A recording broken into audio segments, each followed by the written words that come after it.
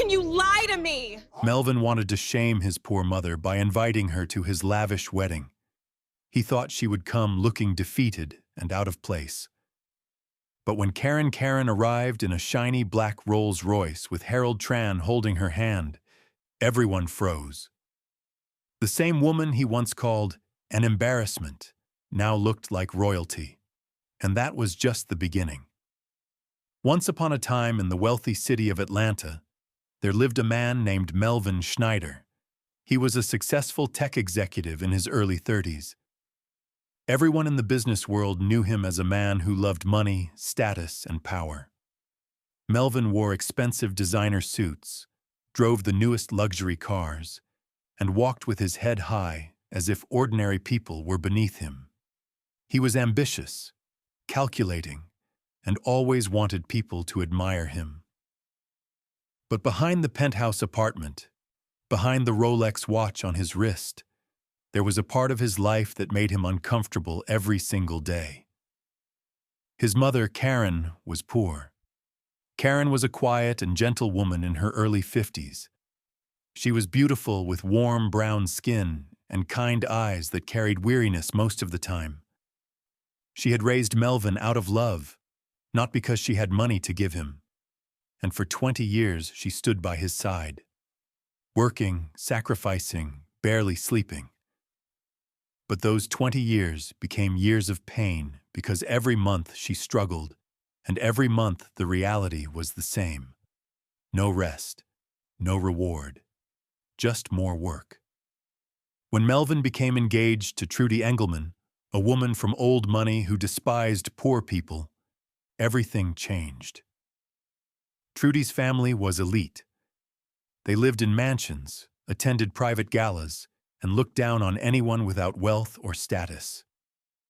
They asked Melvin about his background, and he lied.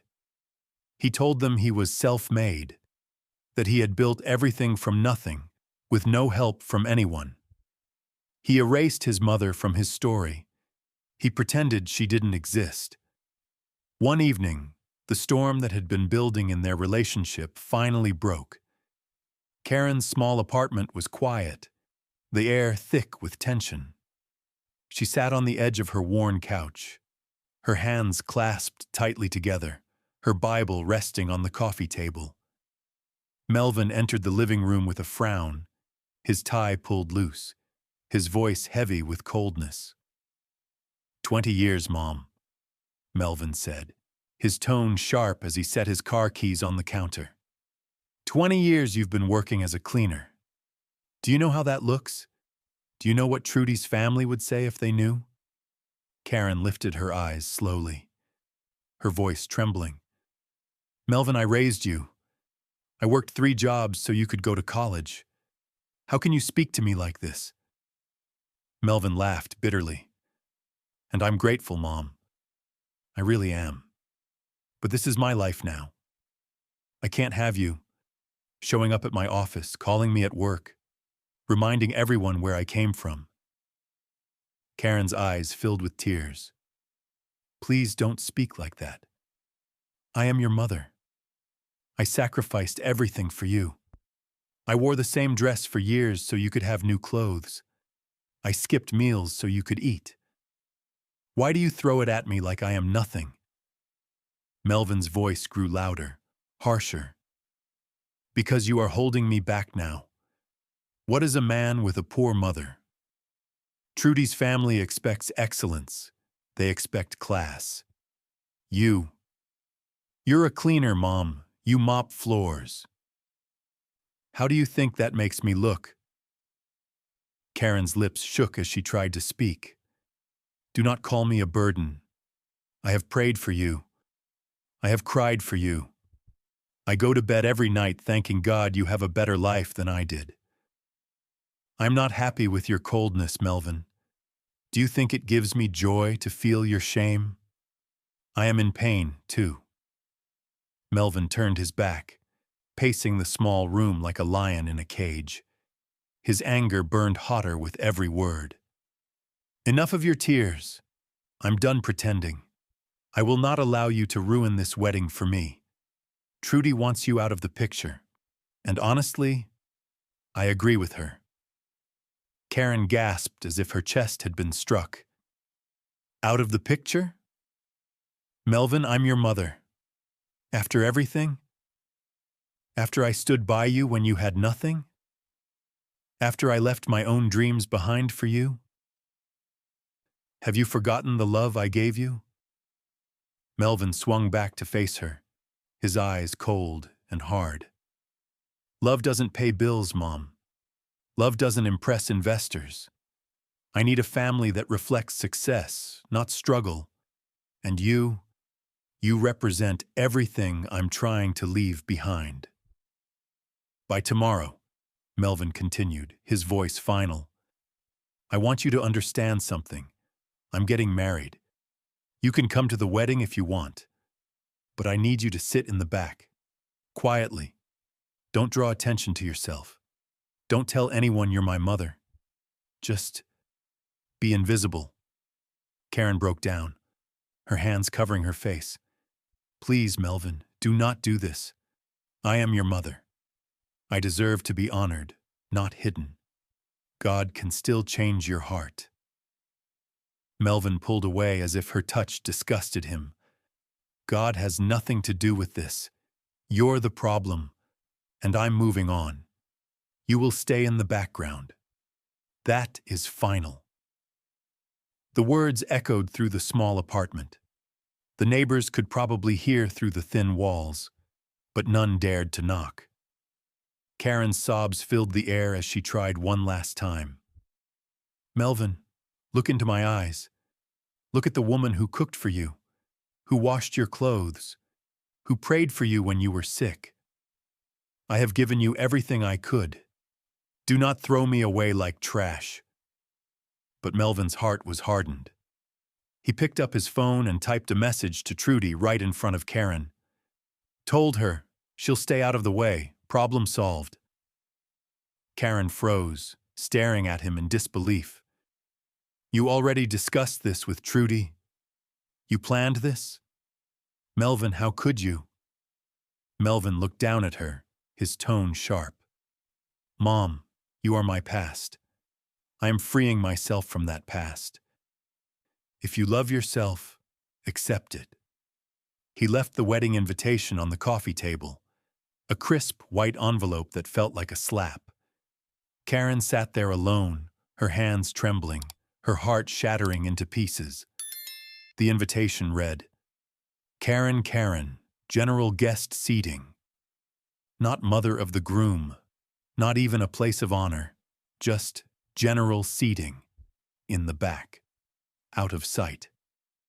As Melvin walked out of the apartment and into his luxury car, Karen whispered to herself through her tears, You will regret this, my son.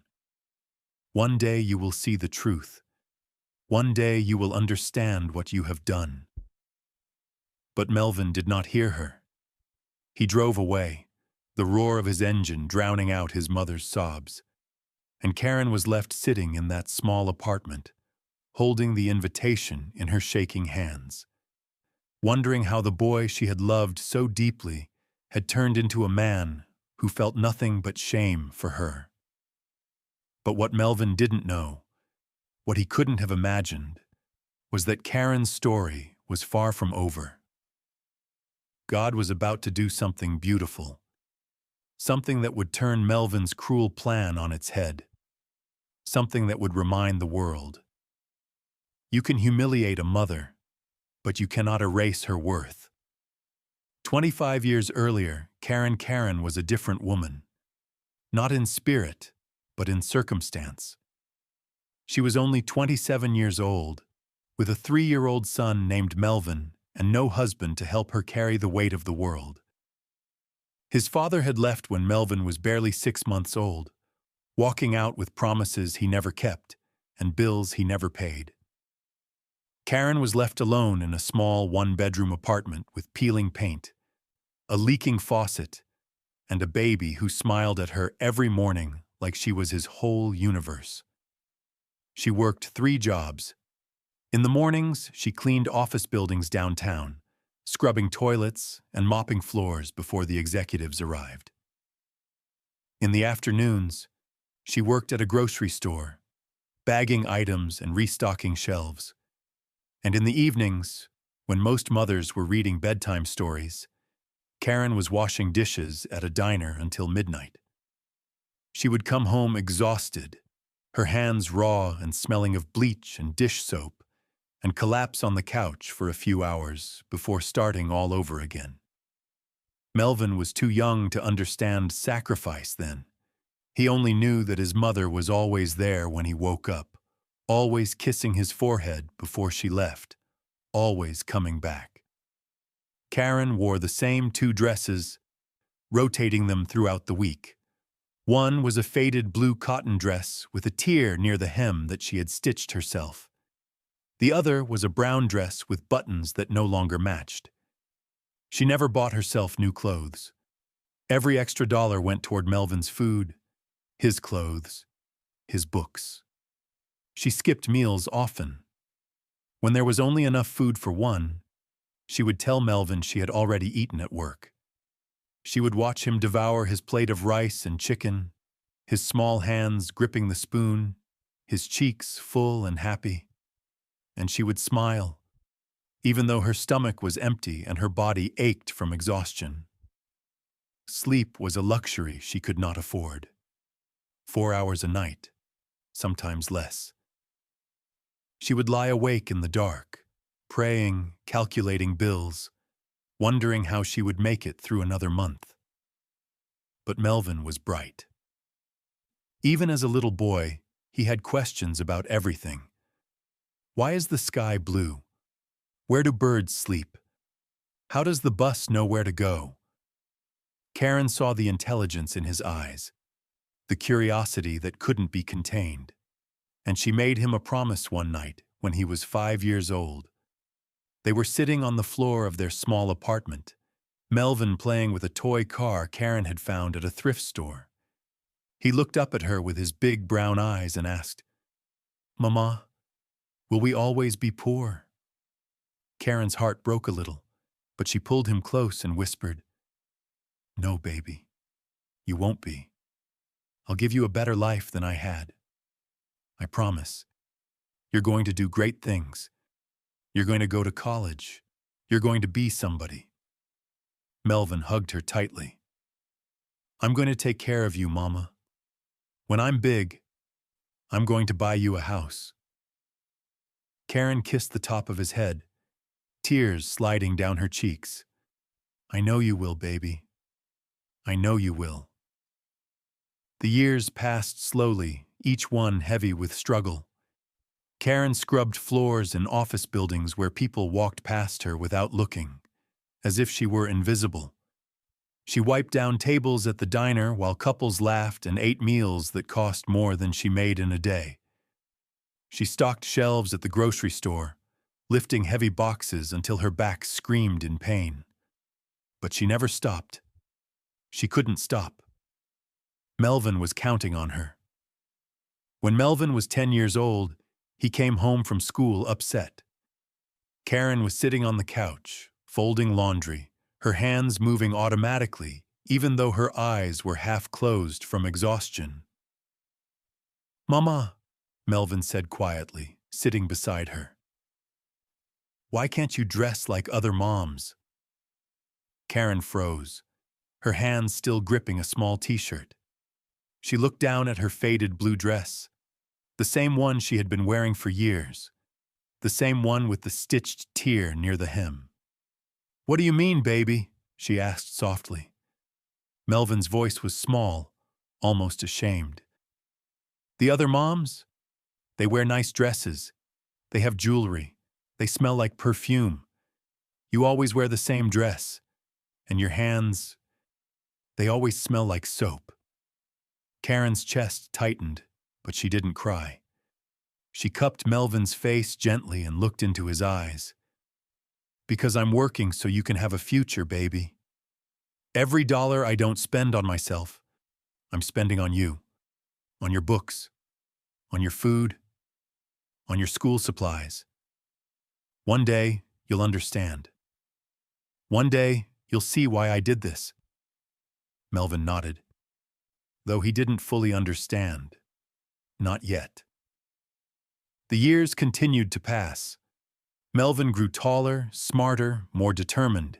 He was a star student, straight A's, honor roll every semester, teachers who praised him constantly. Karen attended every parent-teacher conference, sitting in her worn dress, nodding proudly as teachers told her how special her son was. She didn't care that the other parents looked at her with pity or judgment.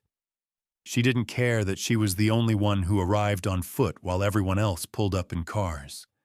She was there, and that was what mattered.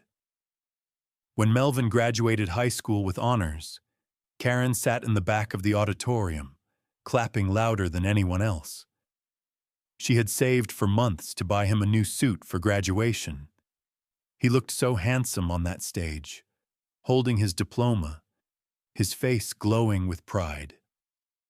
Karen's eyes filled with tears as she watched him. This was it. This was the moment she had worked for. Her son was going to college. Her son was going to escape the life she had lived. After the ceremony, Melvin walked toward her, his friends surrounding him, laughing and taking pictures. Karen stood off to the side, waiting, her hands clutching her small purse. When Melvin finally reached her, he gave her a quick hug, barely looking at her. "Congrats, baby," Karen whispered, her voice thick with emotion. "I'm so proud of you." "Thanks, Ma," Melvin said quickly, his eyes already scanning the crowd. His friends were calling him over to take more pictures. Karen wanted to hold him longer, to tell him how much this moment meant to her, to remind him of all the nights she had stayed up helping him with homework, all the sacrifices she had made. But she didn't. She just smiled and stepped back, letting him go. College came quickly. Karen took on a fourth job, cleaning at the university where Melvin was enrolled.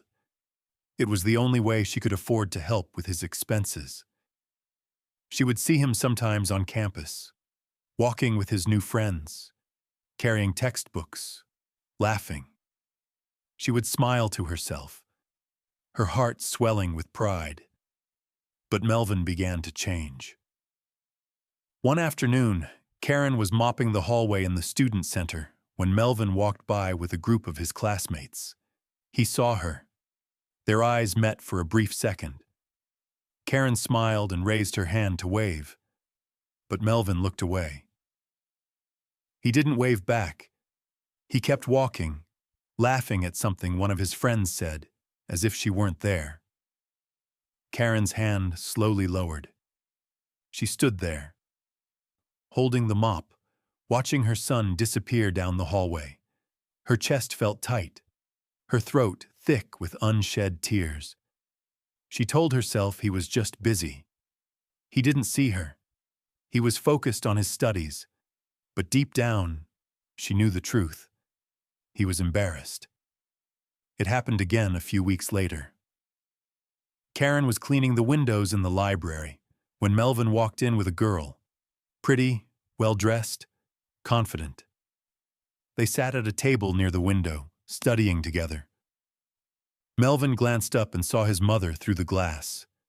For a moment, their eyes locked. Karen smiled softly, hoping for some acknowledgement, some small sign of connection. But Melvin turned his head quickly and whispered something to the girl.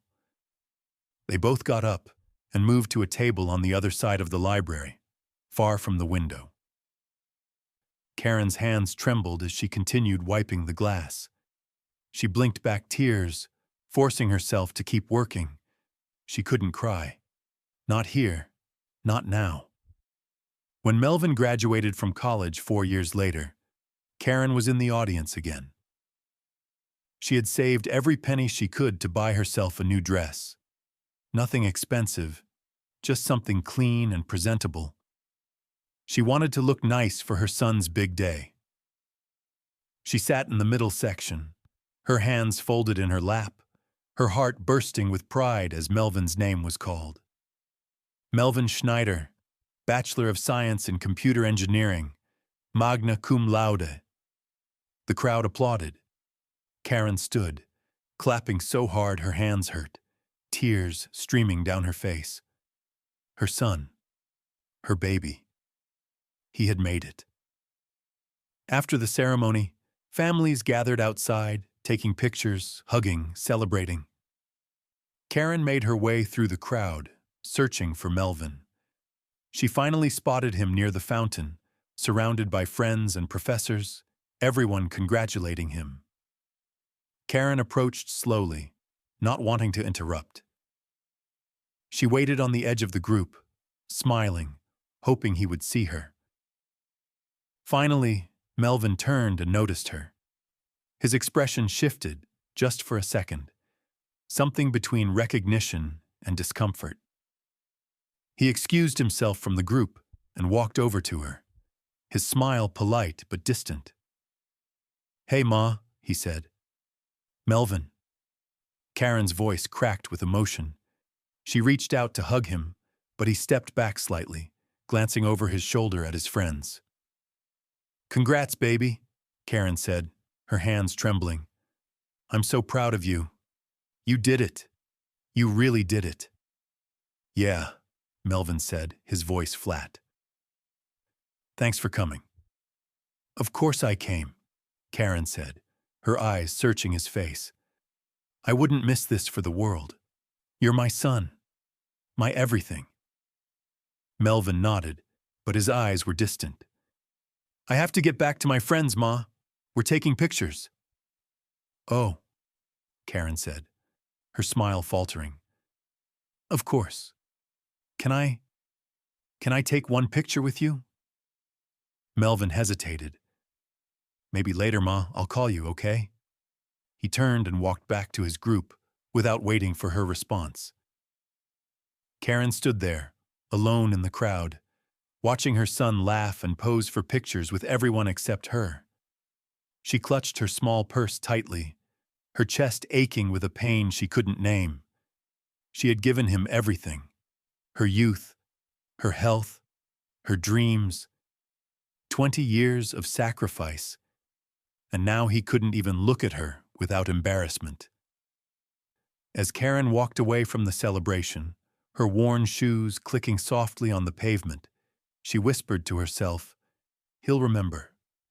One day he'll remember what I did for him." But deep down, she wasn't sure anymore. Deep down, she wondered if he ever would. Melvin Schneider got his first job 3 months after graduating. It was an entry-level position at a tech startup in Atlanta. Nothing glamorous, just a small cubicle and a laptop, but it was a start. He moved into a modest one-bedroom apartment in a neighborhood that was safe but unremarkable. Karen helped him move in, carrying boxes up the narrow staircase, sweating in the summer heat, smiling the whole time. "This is it, baby," she said, looking around the empty apartment. "This is the beginning of everything we worked for." Melvin nodded, distracted, already thinking about his first day at work. "Yeah, Ma, thanks for the help."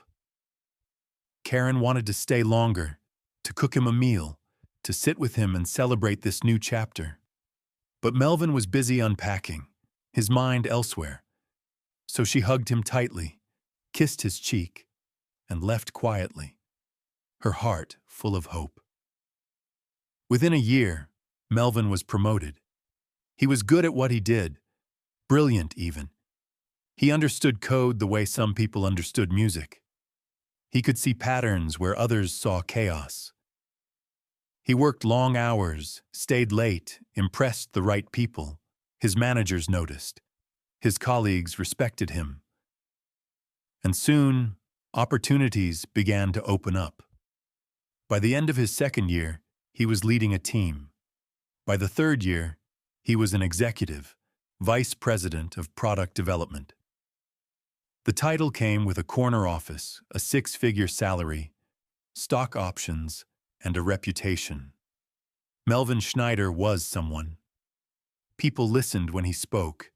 Investors wanted to meet him. Recruiters called him constantly with offers. He moved out of the small apartment, and into a penthouse in Buckhead, one of Atlanta's wealthiest neighborhoods. The condo had floor-to-ceiling windows overlooking the city, marble countertops, a walk-in closet that was bigger than the apartment he grew up in. He bought a black Mercedes-Benz, then a silver Audi for weekends. He started wearing designer suits, Tom Ford, Hugo Boss, custom-tailored shirts with his initials embroidered on the cuffs. Karen saw pictures on social media. Melvin at corporate events, shaking hands with CEOs. Melvin at charity galas in a tuxedo.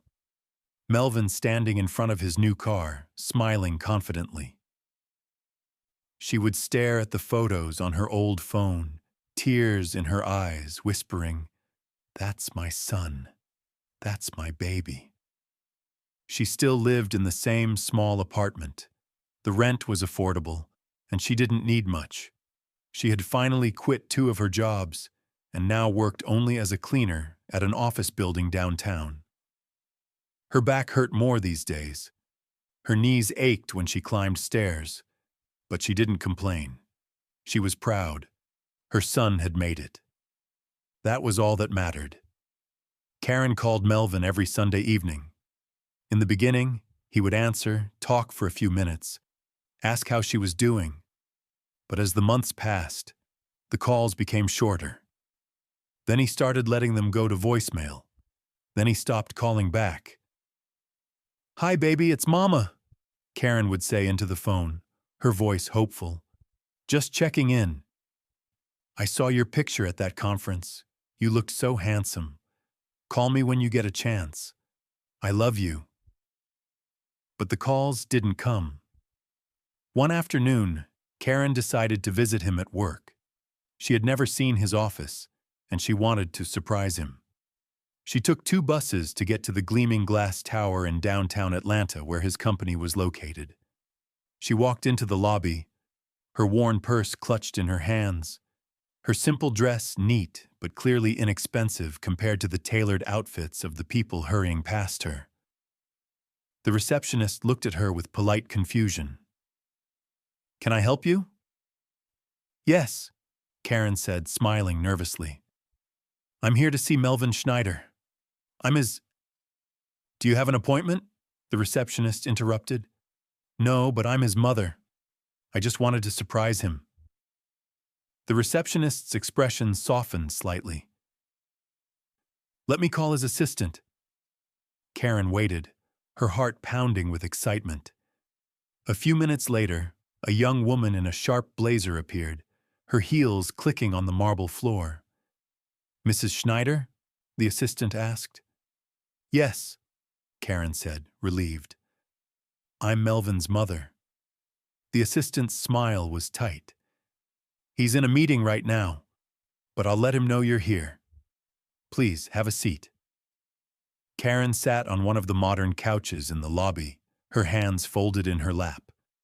She watched people come and go, men and women in expensive clothes, talking on phones, carrying leather briefcases. She felt small, out of place, but she told herself it didn't matter. She was here to see her son. 20 minutes passed, then 30. Finally, Melvin appeared, walking quickly toward her, his face unreadable. "Ma," he said, his voice low. "What are you doing here?" Karen stood, her face lighting up. "Melvin, I wanted to surprise you. I've never seen where you work, and This isn't a good time," Melvin said, glancing around the lobby. "I'm in the middle of meetings." "Oh," Karen said, her smile faltering. "I'm sorry. I should have called first. I just thought—" "It's fine," Melvin said, cutting her off. "But I really can't talk right now." Karen's chest tightened, but she nodded. "Okay. Maybe we can have lunch together? I can wait." "I have a lunch meeting," Melvin said quickly. "Look, I'll call you later, okay?" Before Karen could respond, 2 of Melvin's colleagues walked past, nodding at him. "Hey, Schneider, ready for the presentation?" "Yeah, I'll be right there," Melvin said. Then he turned back to Karen, his voice lower. "Ma, I have to go." One of the colleagues, a tall man in his 40s, paused and looked at Karen. "Everything okay, Melvin?" Melvin hesitated just for a second.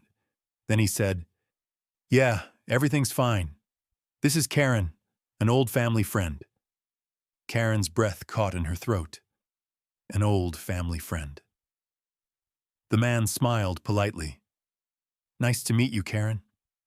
Karen couldn't speak. She just nodded, her throat tight, her eyes stinging.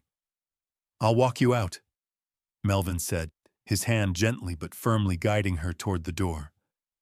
They stepped outside into the bright afternoon sun. Karen turned to face him, her voice trembling. "Melvin, why didn't you tell him I was your mother?" Melvin sighed, running a hand through his hair. "Ma, please. It's complicated." "Complicated?" Karen's voice cracked. "I'm your mother. What's complicated about that?" "You don't understand," Melvin said, his tone sharper.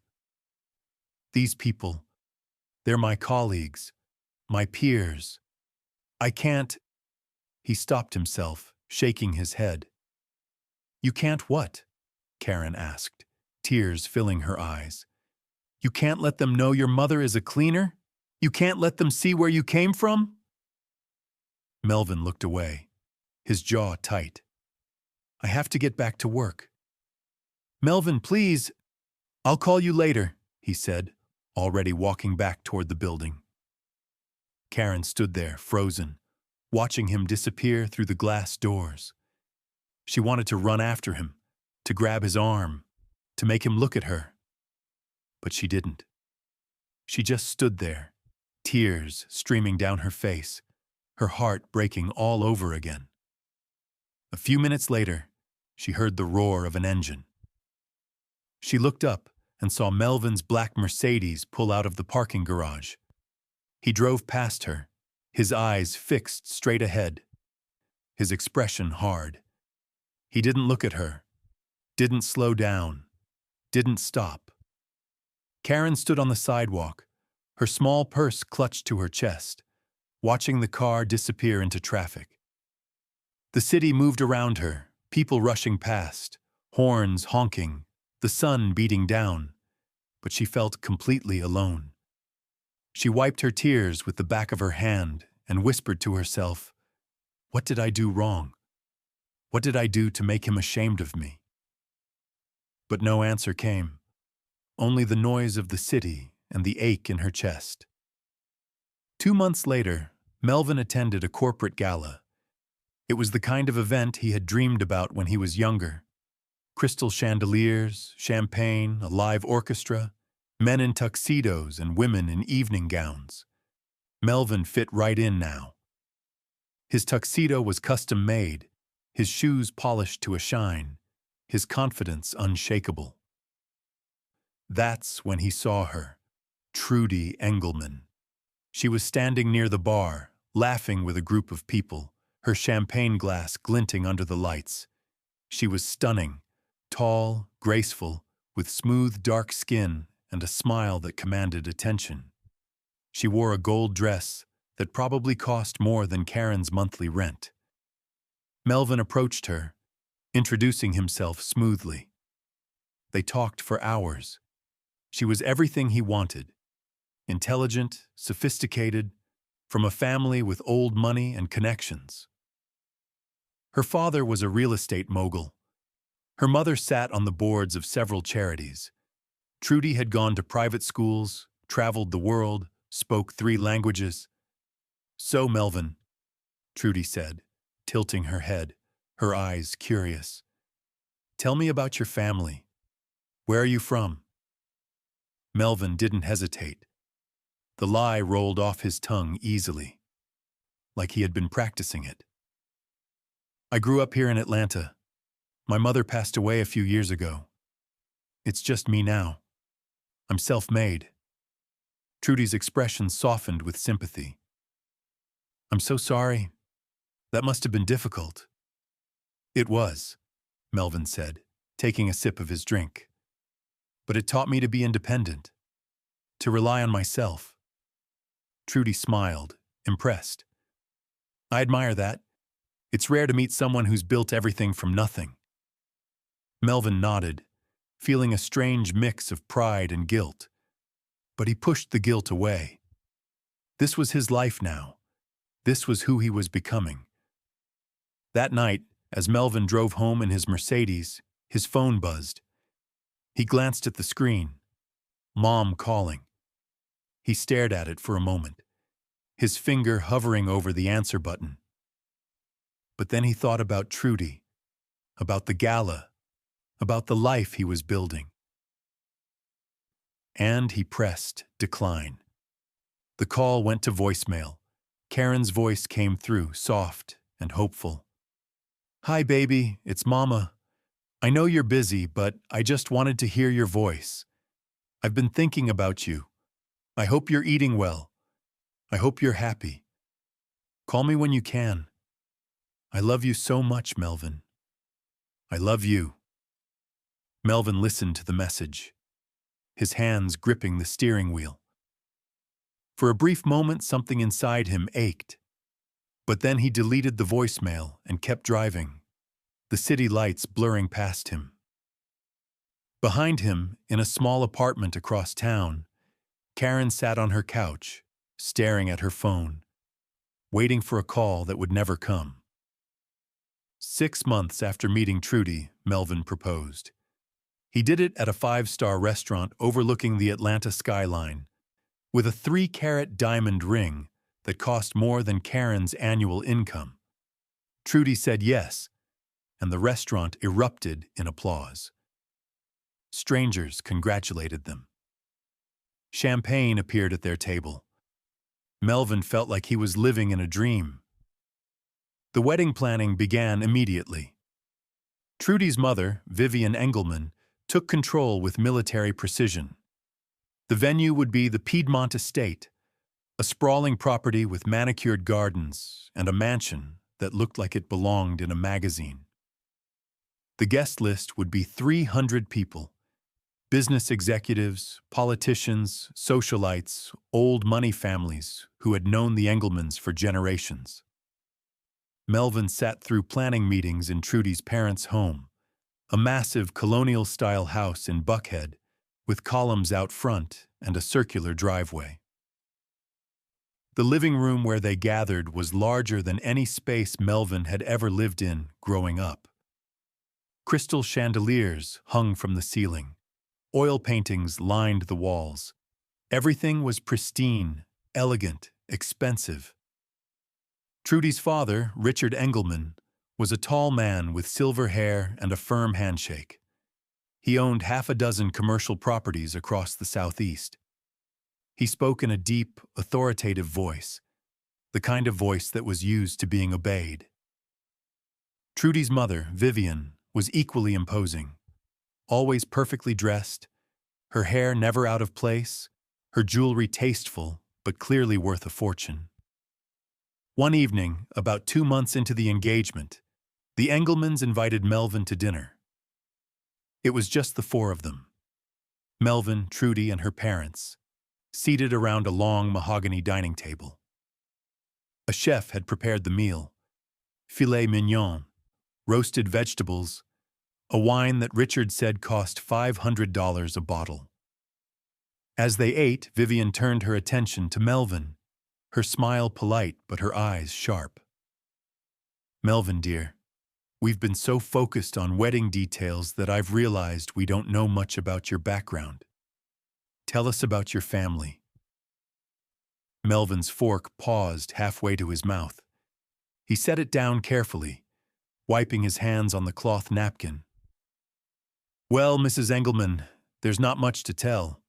I grew up here in Atlanta. I worked hard, put myself through college, and built my career from there." "And your parents?" Vivian pressed gently. "Are they here in Atlanta?"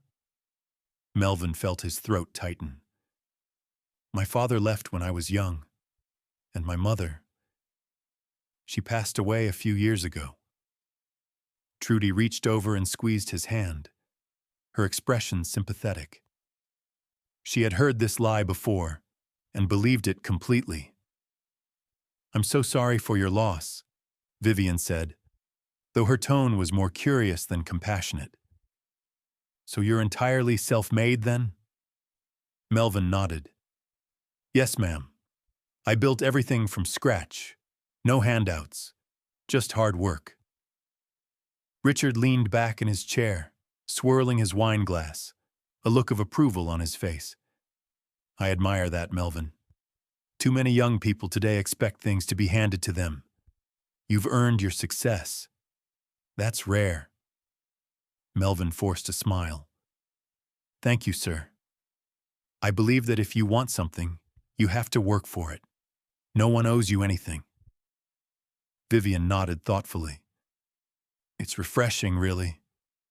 Trudy has dated so many men from families with money, but no substance. You, Melvin, you have character. You've proven yourself." Melvin felt a strange mix of pride and nausea. They were praising him for something that wasn't true. Every word out of his mouth was erasing his mother, erasing the woman who had scrubbed floors so he could eat, who had worn the same dress for years so he could have new clothes, who had sacrificed everything so he could sit at this very table. But he didn't correct them. He didn't say, "Actually, my mother is alive. She's the reason I'm here. She gave up her life for me." Instead, he nodded and took another sip of wine, letting the lie settle deeper into the foundation of his new life. Later that night, Melvin and Trudy were alone in his penthouse. Trudy was going through wedding magazines on the couch, marking pages with sticky notes. Melvin was in the bedroom, changing out of his suit.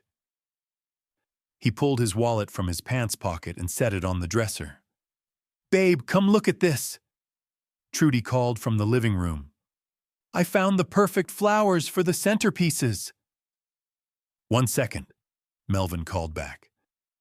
But before he could walk out, Trudy appeared in the doorway, her phone in hand, ready to show him something. Her eyes landed on the wallet sitting open on the dresser. She walked over, curious, and saw the small photograph tucked inside one of the leather slots. It was Karen. The photo was old, taken years ago, but it was unmistakably her, smiling softly, her eyes warm and kind. Trudy picked up the wallet, staring at the photo. "Melvin, who is this?" Melvin turned, his stomach dropping. "It's no one, just an old picture." Trudy's eyes narrowed. "It's in your wallet. It's not no one. Who is she?" Melvin hesitated, his mind racing, but there was no way out. "She's my mother." Trudy's head snapped up, her expression shifting from confusion to shock. "Your mother? You said your mother was dead." "I know," Melvin said quickly, running a hand through his hair. "I know what I said, but it's complicated." "Complicated?" Trudy's voice rose. "You lied to me. You lied to my parents. She's alive?" "Yes, she's alive," Melvin admitted, his voice low. "But she's not part of my life anymore." Trudy stared at him, the photo still in her hand. "Why would you lie about that?" Melvin sighed, sitting on the edge of the bed. "Because it's easier this way. Trudy, she's not like us. She's poor. She worked as a cleaner her whole life. She doesn't fit into this world." Trudy looked down at the photo again, her face hardening. "She looks poor." "She is," Melvin said flatly. Trudy set the wallet down, crossing her arms. "Melvin, if we're getting married, I need to know you've left that life behind. I need to know you're not still connected to that." "I have," Melvin said quickly. "I promise. She's not part of my life. I don't see her. I don't talk to her. She's in the past." Trudy studied him for a long moment, her jaw tight. "You need to understand something, Melvin. My family is everything to me. My father has built an empire. My mother has a reputation to uphold. We don't associate with people who don't meet a certain standard. I know, Melvin said. I get it. Do you? Trudy's voice was sharp. Because if your mother is alive and you've been lying about it, that's a problem. Not just for me, but for my family. They need to know who they're bringing into their circle. Melvin felt his chest tighten. She won't be at the wedding. I swear. She won't be a problem. Trudy tilted her head, her expression calculating. Actually, she paused, a slow smile spreading across her face. Maybe she should be at the wedding. Melvin looked up, confused. What? Trudy sat down beside him, her voice softer now, almost persuasive. Think about it. Invite her. Let her see what you've become. Let my family see her. It'll prove that you've truly risen above your past, that you're not like her, that you've evolved. Melvin stared at her. You want me to invite her so people can see the difference? Exactly, Trudy said, nodding. It'll show everyone that you're self-made, that you came from nothing and built yourself into someone respectable. My father will admire that even more, and honestly, Melvin, it'll put any questions to rest. People will see that you've moved on. Melvin's mind raced. It was cruel. It was calculated, but it also made a twisted kind of sense. If he invited Karen and she came looking like the poor woman she was, it would solidify his story. It would prove to the Engelmans and to everyone else that he had left that life behind. She'll sit in the back, Trudy continued, quietly. No one needs to know who she is unless they ask. But if they do, you can say, that's where I came from, and look where I am now. Melvin felt sick, but he nodded slowly. Okay, I'll invite her. Trudy smiled, leaning in to kiss him. Good. I knew you'd understand. That night, after Trudy left, Melvin sat alone in his penthouse. The city lights glittered outside the floor-to-ceiling windows. He poured himself a glass of whiskey and sat on the couch, staring at nothing. After a while, he reached for his wallet. He pulled out the small photo of Karen, the one Trudy had found. He stared at it for a long time. His mother's face looked back at him, smiling softly, her eyes full of love. He remembered the way she used to tuck him in at night, even when she was exhausted. The way she used to pack his lunch in brown paper bags with little notes inside. You're going to do great things, baby. The way she used to stand at the bus stop in the rain, waving until he was out of sight. Melvin's throat tightened. His hand trembled slightly as he held the photo. I'm sorry, Mom, he whispered, his voice barely audible. But I can't be that person anymore. He stared at the photo for another moment, his chest aching. Then he slipped it back into his wallet, closed it, and set it down on the coffee table. He finished his drink in silence, the weight of what he was about to do settling over him like a heavy blanket. He was going to invite his mother to his wedding, not to honor her, not to celebrate her, but to humiliate her. To use her as proof of how far he had come, to turn her sacrifice into a symbol of his success. And somewhere across the city, in a small apartment, Karen sat on her couch, her phone in her hand, staring at Melvin's name in her contacts. She hadn't heard from him in weeks, but she still prayed for him every night. She still believed that one day he would remember. One day he would come back. She had no idea what was coming. She had no idea that the son she had given everything for was about to betray her in the cruelest way possible. Melvin sat in his Mercedes outside Karen's apartment building for 10 minutes before he found the courage to go inside. The engine idled quietly, the air conditioning humming, the radio off. His hands gripped the steering wheel, his jaw tight. In the passenger seat sat a crisp white envelope with gold lettering, the wedding invitation. He had rehearsed what he would say a dozen times on the drive over, but now that he was here, the words felt heavy in his throat.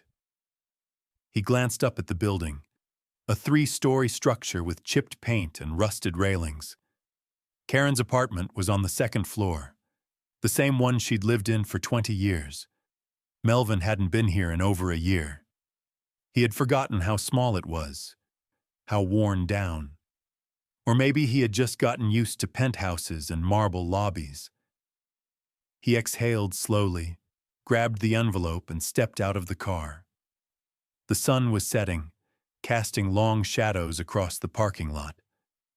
A group of kids played basketball on a cracked court nearby, their laughter echoing in the evening air. Melvin walked quickly, his designer shoes clicking on the concrete steps as he climbed to the 2nd floor. He knocked on the door. 3 sharp raps. For a moment, there was silence. Then he heard shuffling footsteps inside, the sound of a chain lock sliding open. The door swung wide, and there she was. Karen. Her face lit up like the sun breaking through clouds. Her eyes went wide, her mouth falling open in shock and joy. "Melvin," she gasped, her hand flying to her chest. "Oh, baby, I've missed you!" She lunged forward to hug him, her arms wrapping around his shoulders, pulling him close.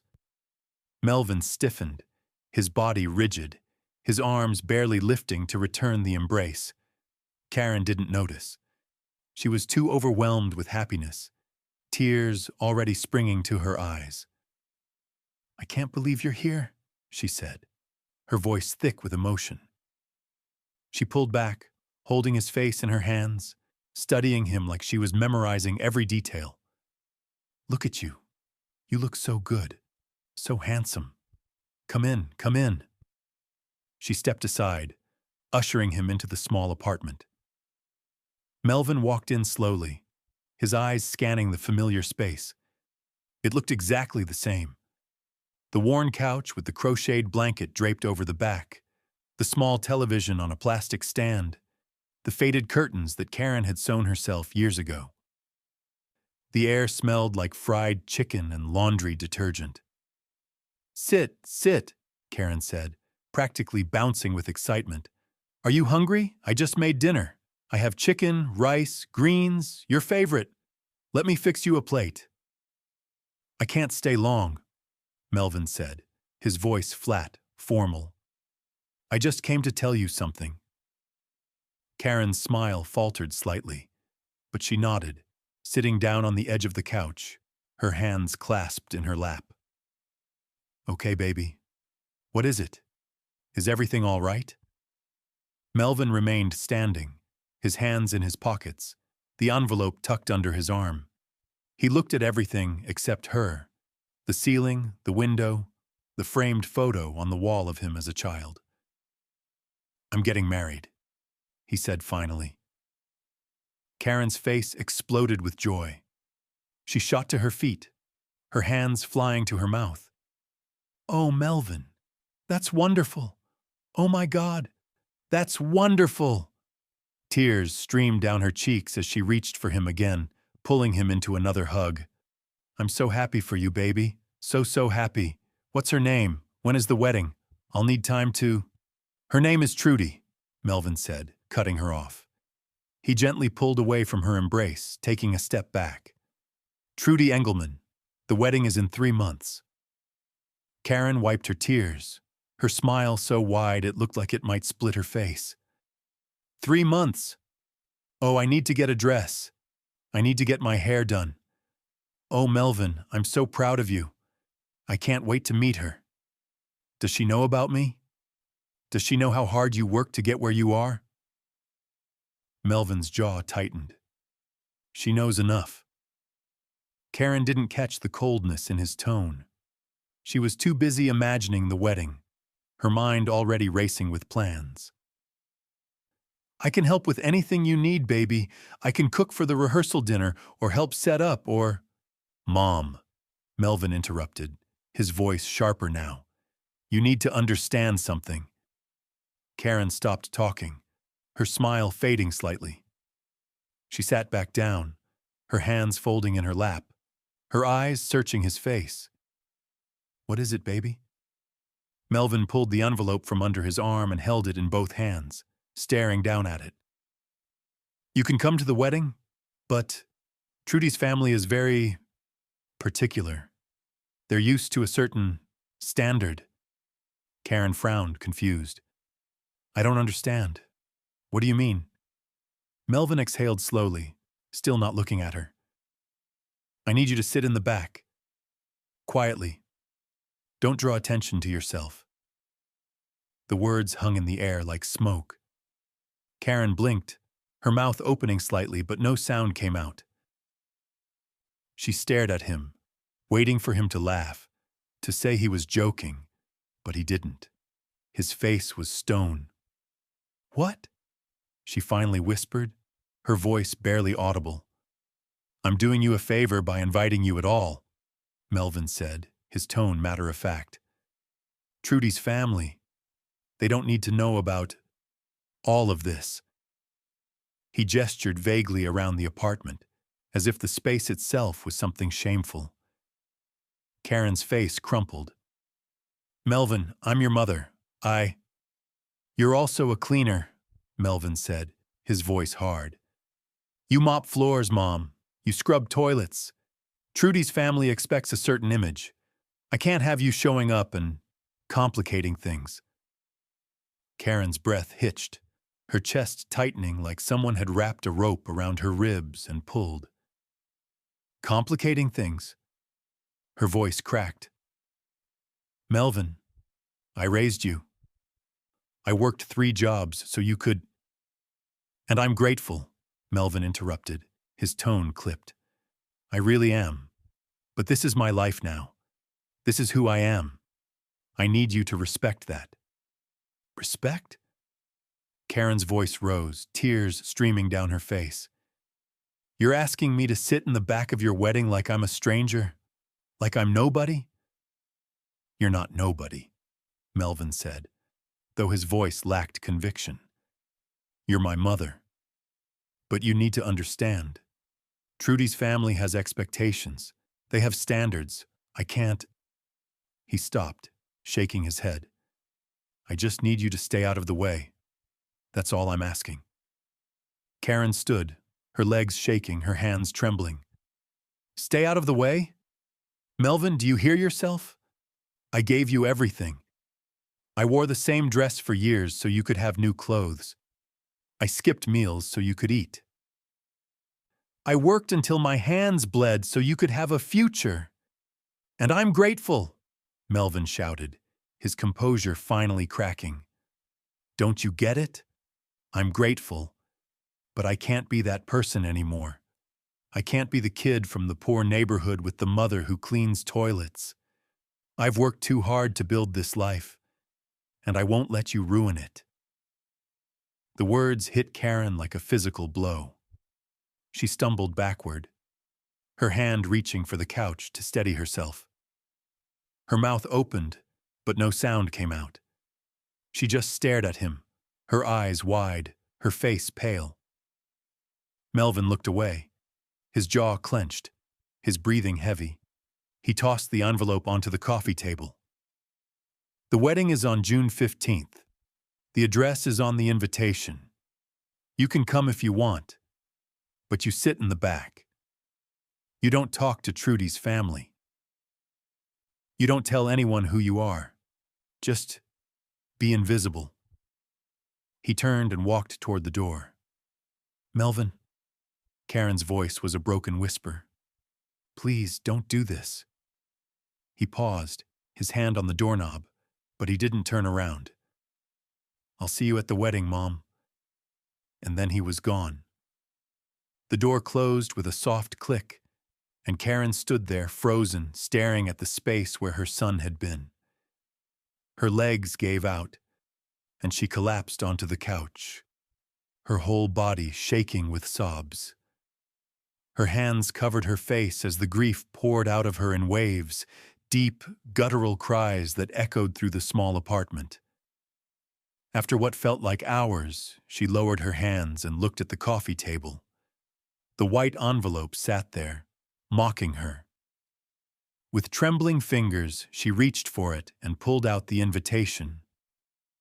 It was beautiful, thick, expensive paper with gold-embossed lettering. The names Melvin Schneider and Trudy Engelman were written in elegant script. The venue, the date, the time, all perfectly laid out. And then, at the bottom, in smaller print, Karen. General guest seating, not mother of the groom. Not even a place of honor. Just general seating. Karen stared at the words, her vision blurring with tears. She ran her finger over the lettering, as if touching it might change what it said. But it didn't. The words remained, cold and final. General guest, she whispered to herself, her voice hollow. He doesn't even want people to know I'm his mother. She clutched the invitation to her chest, her body curling in on itself as fresh sobs racked through her. The boy she had raised, the boy she had sacrificed everything for, the boy she had loved more than life itself, he was ashamed of her. He wanted to erase her, to hide her, to pretend she didn't exist. Karen sat there in the dim light of her small apartment, holding the invitation, her tears falling onto the expensive paper, smudging the gold letters. Outside, the sun had fully set, and the world had gone dark. The kids had stopped playing basketball. The building was quiet, and Karen was alone, more alone than she had ever been in her entire life. She whispered into the silence, her voice barely audible. God, why? What did I do wrong? What did I do to deserve this? But no answer came, only the sound of her own broken heart, beating in the darkness. Karen didn't leave her apartment for 3 days after Melvin's visit. She called in sick to work, her voice hoarse and unconvincing. The manager didn't push. Karen had worked there for 15 years without missing a day. If she needed time off, she needed time off. She spent those 3 days on the couch, staring at the wall. The invitation sat on the coffee table where she had left it, the gold letters catching the light every time the sun moved across the room. She couldn't bring herself to put it away, but she also couldn't stop looking at it. General guest seating. The words echoed in her mind, over and over, like a song she couldn't forget. She stopped eating. Food had no taste. Her neighbor knocked on her door one evening with a plate of leftovers, and Karen accepted it with a weak smile, but the food sat untouched on the counter until it went bad. Her body felt heavy, like her bones had turned to stone. Getting up to use the bathroom felt like climbing a mountain. Sleep came in fits, 2 hours here, 30 minutes there, always interrupted by dreams of Melvin as a little boy, his small hand in hers, his voice saying, I'm going to take care of you, Mama. On Sunday morning, Karen didn't go to church. She had gone to the same church for 25 years, sitting in the same pew, singing the same hymns. But that Sunday, she couldn't move. The thought of putting on a dress, of smiling at people, of pretending everything was fine, it was too much. She stayed on the couch, wrapped in a blanket, the television on but muted, her eyes staring at nothing. By Wednesday, Lorraine showed up. Lorraine Banks was Karen's oldest friend. They had met at a community center years ago when their sons were in the same after-school program. Lorraine was loud, opinionated, and fiercely loyal. She didn't take no for an answer, and she didn't tolerate nonsense. When Karen didn't return her calls for 3 days, Lorraine drove over. She knocked once, twice. Then she used the spare key Karen had given her years ago and let herself in. "Karen?"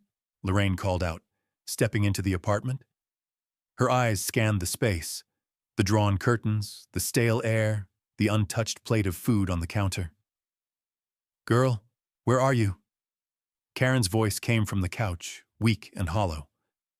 "I'm here." Lorraine walked into the living room and stopped in her tracks. Karen was curled up on the couch, still in her pajamas, her hair unbrushed, her face pale and gaunt. The wedding invitation sat on the coffee table, glaring at them both. "Oh, Karen," Lorraine whispered, her heart breaking. She sat down beside her friend, placing a hand on her shoulder. "Baby, what happened?" Karen's lip trembled. She tried to speak, but all that came out was a sob. Lorraine pulled her into her arms, holding her tightly as Karen cried, deep, shaking cries that seemed to come from somewhere ancient and wounded inside her. When the sobs finally subsided, Karen wiped her face with the back of her hand and whispered, "He's getting married." "I know," Lorraine said gently. "You told me." "He invited me," Karen continued, her voice barely audible. "But he told me to sit in the back, to be quiet, to not tell anyone I'm his mother." Lorraine's eyes widened, her jaw tightening. "He said what?" Karen picked up the invitation and handed it to Lorraine. "Look." Lorraine read it, her face darkening with each word. When she got to general guest seating, she slammed the invitation back down on the table. "That boy has no gratitude. After everything you did for him, after you worked yourself to the bone so he could have a better life." "Don't," Karen said weakly. "Don't be mad at him." "Don't be mad at him?" Lorraine's voice rose. "Karen, he's treating you like trash. You raised that boy. You sacrificed everything." "He's just trying to fit in," Karen said, her voice cracking. "His fiancé's family is rich, elite. Maybe I am an embarrassment." Lorraine stood up, her hands on her hips, her eyes blazing. "Karen, Karen, don't you dare say that. You are not an embarrassment. You are a hero. You gave that boy a life he never would have had without you. If he's too proud to see that, that's his problem, not yours." Karen shook her head, tears streaming down her face. "But maybe he's right. Maybe I'm too poor, too simple, too—" "Stop it," Lorraine said firmly. She sat back down, gripping Karen's hands. "Listen to me. You are strong. You are beautiful. You are worthy. And if Melvin can't see that, then he's a fool. But you are not going to sit here and waste away because of his selfishness. Do you hear me?" Karen looked at her friend, her eyes red and swollen. "I don't know how to move on from this, Lorraine. He's my son. He's all I have." "Then we're going to find something else," Lorraine said. "Something that reminds you that you're more than just a mother to an ungrateful child. You're a woman with talents, with dreams, with a future." Karen shook her head. "I don't have any dreams left." "Yes, you do," Lorraine said. "You just forgot. So I'm going to help you remember." 2 days later, Lorraine showed up at Karen's apartment again, this time dressed in slacks and a blouse, her purse slung over her shoulder. "Get dressed," she said, walking past Karen into the apartment. "We're going out." Karen was sitting at the kitchen table, a cup of cold coffee in front of her. "Lorraine, I don't want to hear it," Lorraine said, opening Karen's closet and pulling out a simple dress. "There's a community business expo downtown today. Entrepreneurs, small businesses, networking. You're coming with me. I'm not an entrepreneur, Karen said flatly. Not yet, Lorraine said, tossing the dress at her. But you could be. Now get dressed. We're leaving in 20 minutes. Karen tried to protest, but Lorraine was immovable. So she got dressed, brushed her hair, and followed Lorraine out of the apartment like a woman walking to her own execution. The expo was held in a large convention center downtown. There were booths everywhere, people selling homemade candles, handcrafted jewelry, baked goods, consulting services. The energy was vibrant, hopeful, alive. Karen felt like a ghost moving through it, her hands tucked into her pockets, her eyes down. Lorraine dragged her from booth to booth, chatting with vendors, picking up brochures, asking questions. Karen barely heard any of it. She was just going through the motions, waiting for the day to end. And then she heard a voice. Karen! Karen, Karen? She turned, her eyes landing on a tall man with a warm smile and graying hair at his temples. He was well dressed. Dark slacks, a button-down shirt, polished shoes. His face was familiar, but it took Karen a moment to place him. Harold, she said, her voice uncertain. It is you. Harold Tran stepped forward, his smile widening. I thought that was you. How long has it been? 10 years? 15? Karen's mind raced. Harold. She had known him years ago when they both volunteered at a community center. He had been kind, funny, always talking about his dreams of starting his own business. And then life had gotten busy, and they had lost touch. 15, I think, Karen said quietly. Harold's smile faltered as he looked at her more closely. Karen, are you okay? You look... What happened? And that was all it took. Karen's composure, already fragile, shattered completely. Her face crumpled, tears spilling down her cheeks. Lorraine stepped forward quickly, placing a hand on her back.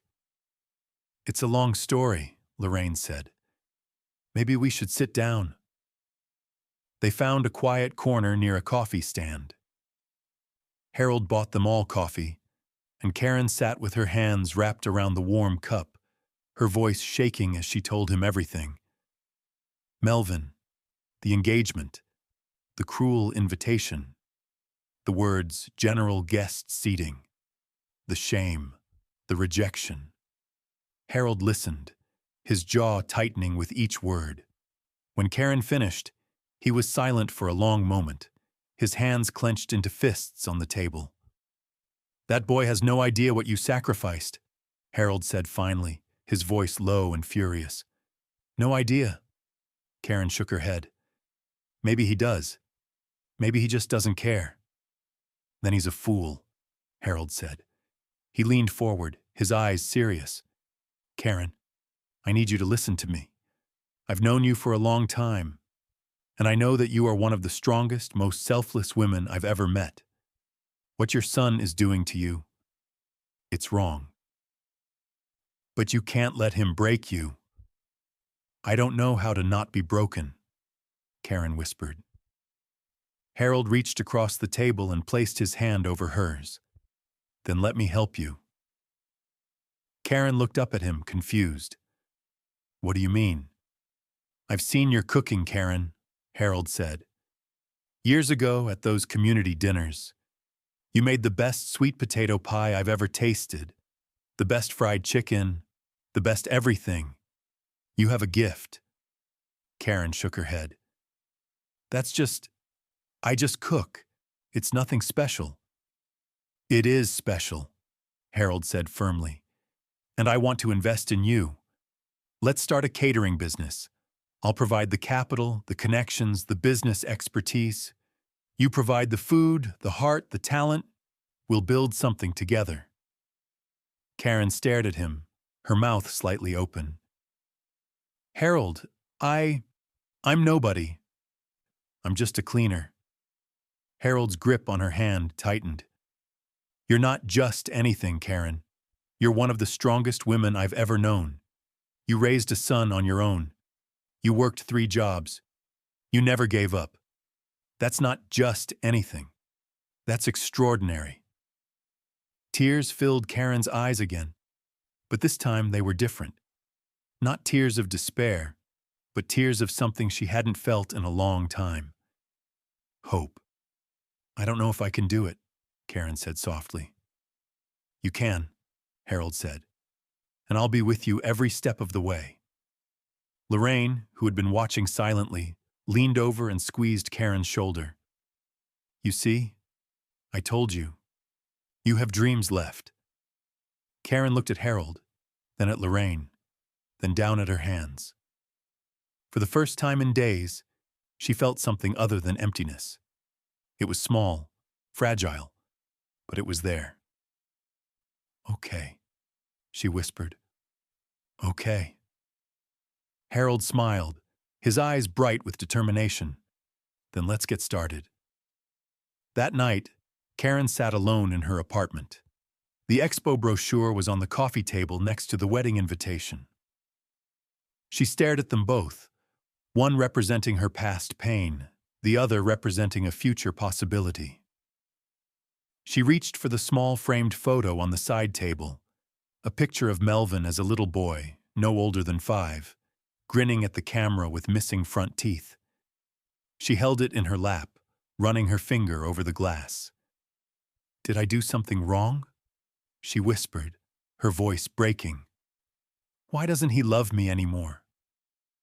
The photo didn't answer, but somewhere deep inside her, a tiny spark had been lit. A spark that Harold and Lorraine had helped ignite. A spark that whispered, you are more than his rejection.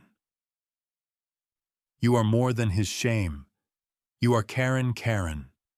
And your story isn't over yet.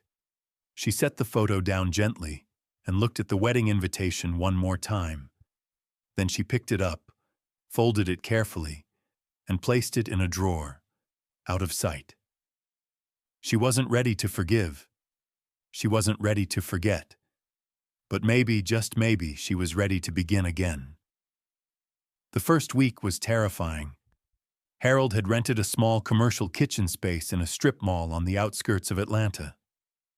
It wasn't fancy, just stainless steel counters, industrial ovens, and a walk-in refrigerator. But to Karen, it felt like a palace. She stood in the middle of the empty kitchen that first morning, her hands trembling, her mind racing with doubts.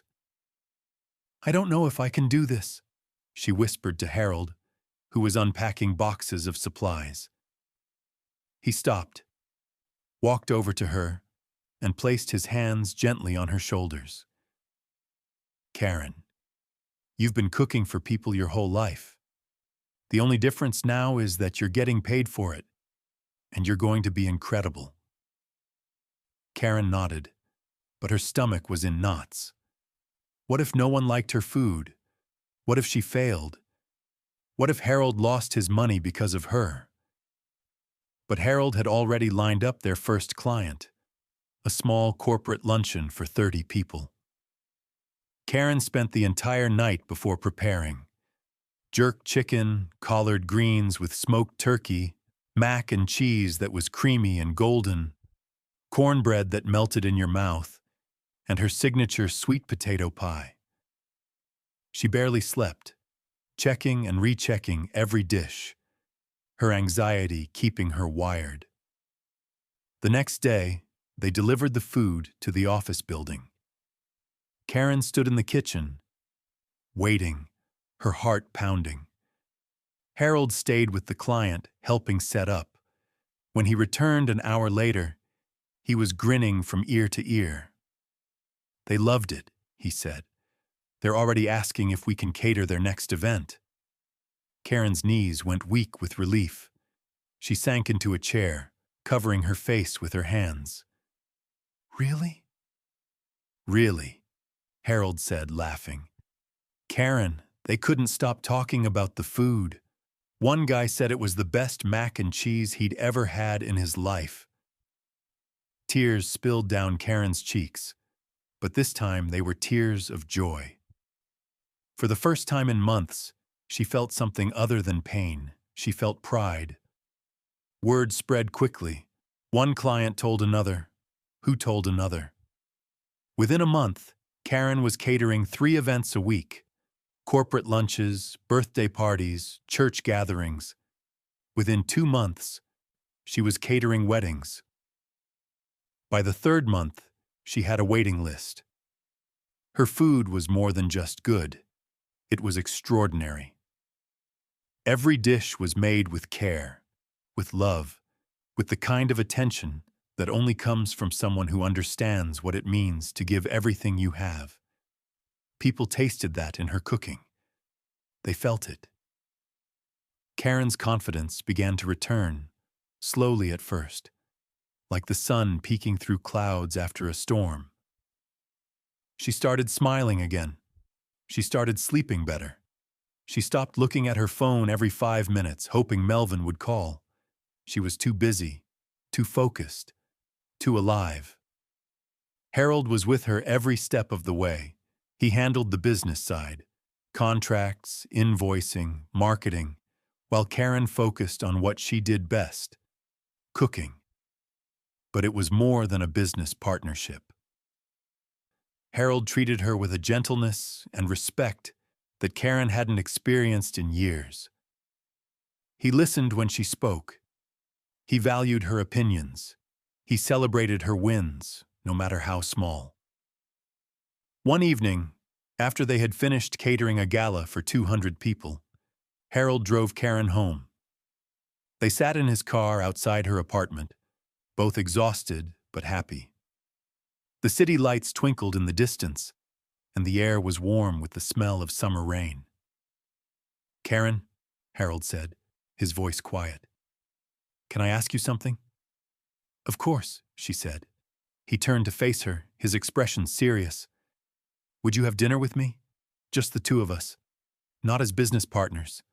Just as 2 people." Karen's breath caught. She looked down at her hands, her heart racing. "Harold, I don't know if—" "I'm not asking out of pity," Harold said quickly. "I need you to know that. I'm asking because you're an incredible woman. You're strong, talented, kind, and I would like to spend more time with you, if you're open to it." Karen's eyes filled with tears. She had spent so long feeling invisible, feeling worthless, that the idea of someone seeing her, really seeing her, felt almost impossible to believe. "I'm not sure I'm ready," she said softly. Harold nodded, his smile gentle. "That's okay. No pressure. But when you are ready, I'll be here." 2 weeks later, Karen said yes. They went to a small Italian restaurant. Nothing extravagant, just a cozy place with candles on the tables and soft music playing in the background. Harold pulled out her chair, ordered wine, and made her laugh in a way she hadn't laughed in years. He told her stories about his childhood, about the businesses he had started and failed, about his dreams for the future. And he asked about her, really asked. Not out of obligation, but out of genuine curiosity. "Tell me about you," he said. "Not about Melvin, not about your work, just you. What do you love? What makes you happy?" Karen had to think for a moment. She couldn't remember the last time someone had asked her that. "I love cooking," she said finally. "I love the way food brings people together. I love seeing someone take the first bite of something I made and watching their face light up." Harold smiled. "You're an artist, Karen. You just don't realize it yet." For the first time in a long time, Karen believed him. Slowly, Karen began to change, not because Harold asked her to, but because she wanted to. She bought new clothes, nothing expensive, but things that fit well and made her feel beautiful. She got her hair done, a fresh cut and color that framed her face. She started wearing lipstick again, standing a little taller, smiling a little wider. One evening, Harold picked her up for dinner and stopped in his tracks when she opened the door. She was wearing a simple navy dress and small gold earrings, her hair pulled back in a neat bun. "Wow," he said, his eyes wide. "Karen, you look stunning." She blushed, tucking a strand of hair behind her ear. "It's nothing special." "It is," Harold said, stepping closer. "You deserve to be celebrated, Karen. Not hidden. And I'm going to make sure you know that every single day." Karen's heart swelled. For so long she had been told, directly and indirectly, that she was too much of this or not enough of that. Too poor. Too simple. Too embarrassing. But Harold saw her differently. He saw her as she truly was, strong, capable, worthy of love. One evening, as they sat in the commercial kitchen going over the books, Harold looked up at her, his expression thoughtful. "Karen, I've been thinking. What if we expanded?" "Expanded?"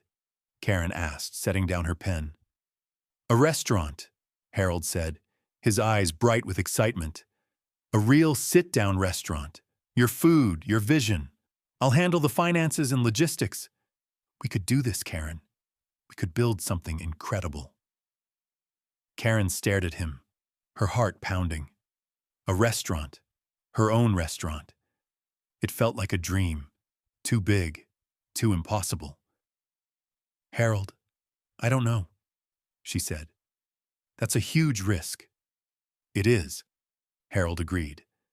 "But I believe in you, and I think you're ready." Karen looked down at her hands, calloused from years of work, strong from years of survival. She thought about Melvin, about the way he had tried to erase her, to hide her, to make her feel small. And then she thought about the gala they had catered last week, where a woman had pulled her aside and said, "This is the best meal I've had in years. You're a gift." Karen looked up at Harold, her eyes steady. "Okay, let's do it." Harold grinned, reaching across the table to squeeze her hand. "We're going to change your life, Karen." But the truth was, it had already changed.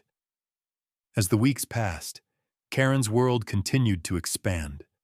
The catering business was thriving. Plans for the restaurant were underway. And Harold, kind, patient Harold, was becoming more than just a business partner. He was becoming someone she could see a future with. But then, one morning, Karen opened her mailbox and found a reminder card. Melvin Schneider and Trudy Engelman, June 15th. The wedding was 3 weeks away. Karen stood in the parking lot staring at the card, her hands trembling. For a moment, all the old pain came rushing back. The humiliation, the rejection, the words "general guest seating" echoing in her mind. But then she thought about everything that had happened since that terrible night. She thought about the business she had built, the confidence she had regained, the woman she had become. She thought about Harold's words. "You deserve to be celebrated, Karen, not hidden."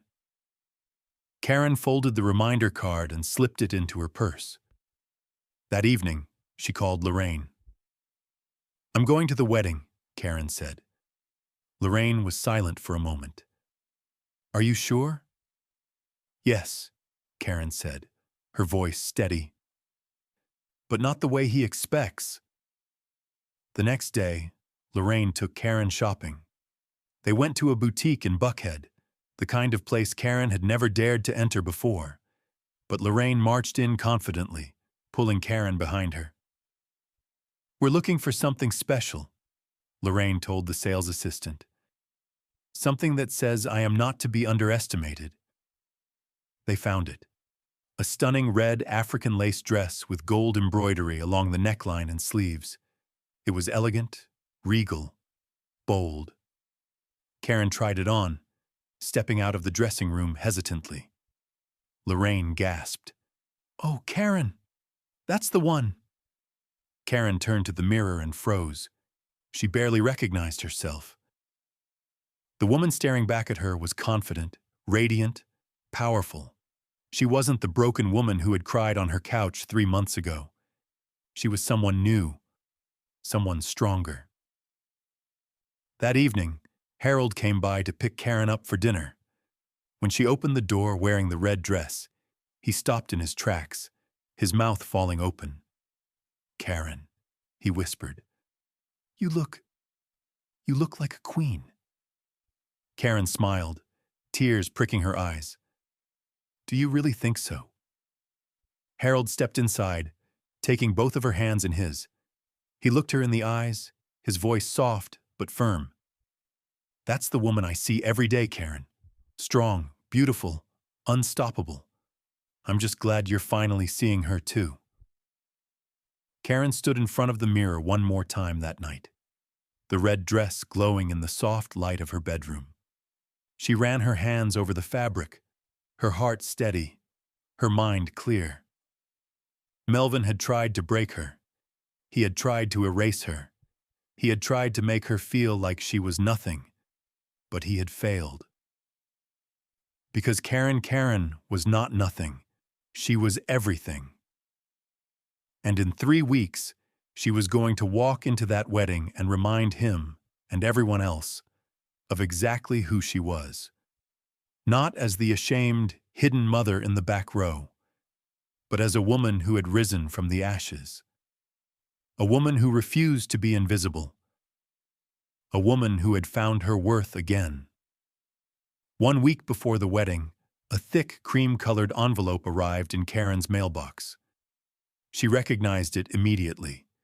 The same expensive stationery, the same gold lettering. Her hands trembled slightly as she carried it inside and set it on the kitchen counter. Harold was there, reviewing restaurant plans at her small dining table. He looked up when he heard her come in. "What's that?" "The final wedding details," Karen said quietly. Harold stood and walked over, picking up the envelope. He opened it carefully and pulled out the elegant card inside. His eyes scanned the text, the ceremony time, the reception details, the dress code, and then his jaw tightened. "Karen," he said, his voice low and dangerous. "Look at this." She leaned over his shoulder and saw it. There, in small, elegant script at the bottom, Karen, general guest, table 47. Not mother of the groom. Not even close to the family tables. Table 47, somewhere in the back, far from the action, hidden from view. Harold's hands crumpled the card slightly, his knuckles turning white. "Are you really going to let him disrespect you like this? After everything?" Karen reached out and gently took the card from his hands, smoothing out the wrinkles. She stared at it for a long moment, her face unreadable. Then she set it down calmly and looked up at Harold. Her eyes clear and steady. "Yes," she said. "I'm going." "Karen." "But I'm going on my terms," she continued, her voice firm. "He wants me hidden. He wants me invisible. He wants me to be ashamed." She paused, a small smile playing at the corners of her mouth. "I'm going to show him that I'm none of those things." Harold studied her face, and slowly, his anger melted into admiration. "You're really going to do this?" "I am," Karen said, "and I need your help." The next morning, Lorraine picked Karen up in her car, and they drove back to the boutique in Buckhead. The red African lace dress was already purchased, but Karen needed the complete look, the accessories that would transform her from simply well-dressed to absolutely unforgettable. The sales assistant, a young black woman named Amara, greeted them warmly. "Mrs. Karen, we've been expecting you. I have everything ready." She led them to a private fitting room where the red dress hung on a mannequin, the gold embroidery catching the light. But beside it were other items: a matching red jewel with gold beading, strands of gold jewelry, elegant gold heels. "Let's make you a queen," Amara said with a knowing smile. Karen changed into the dress first. It fit perfectly, hugging her curves in all the right places, the lace elegant and sophisticated. Amara helped her wrap the jewel, a traditional Nigerian head wrap, around her head, her fingers moving quickly and expertly. When she finished, the jewel sat like a crown, the gold beading glinting under the lights. "Now the jewelry," Amara said. She fastened a gold necklace around Karen's neck, simple but striking, then gold earrings, gold bracelets, a delicate gold ring. Each piece added to the overall effect. When Amara finally stepped back, Lorraine was standing in the doorway, her hand over her mouth. "Oh my God," Lorraine whispered. "Karen, look at yourself." Karen turned to the full-length mirror and stopped breathing. The woman staring back at her was magnificent. The red dress was bold and unapologetic. The jewel sat like a crown on her head. The gold jewelry caught the light with every movement. Her brown skin glowed against the vibrant red. Her eyes, once sad and defeated, now blazed with quiet power. "You look like royalty," Lorraine said, her voice choked with emotion. "Karen, you look like an African queen." Karen's eyes filled with tears, but she blinked them back, unwilling to ruin her makeup. "I almost don't recognize myself." Amara smiled gently. "That's because you're finally seeing what everyone else sees. You're beautiful, you're strong, and you deserve to walk into that wedding with your head held high." Lorraine stepped forward, placing her hands on Karen's shoulders, meeting her eyes in the mirror.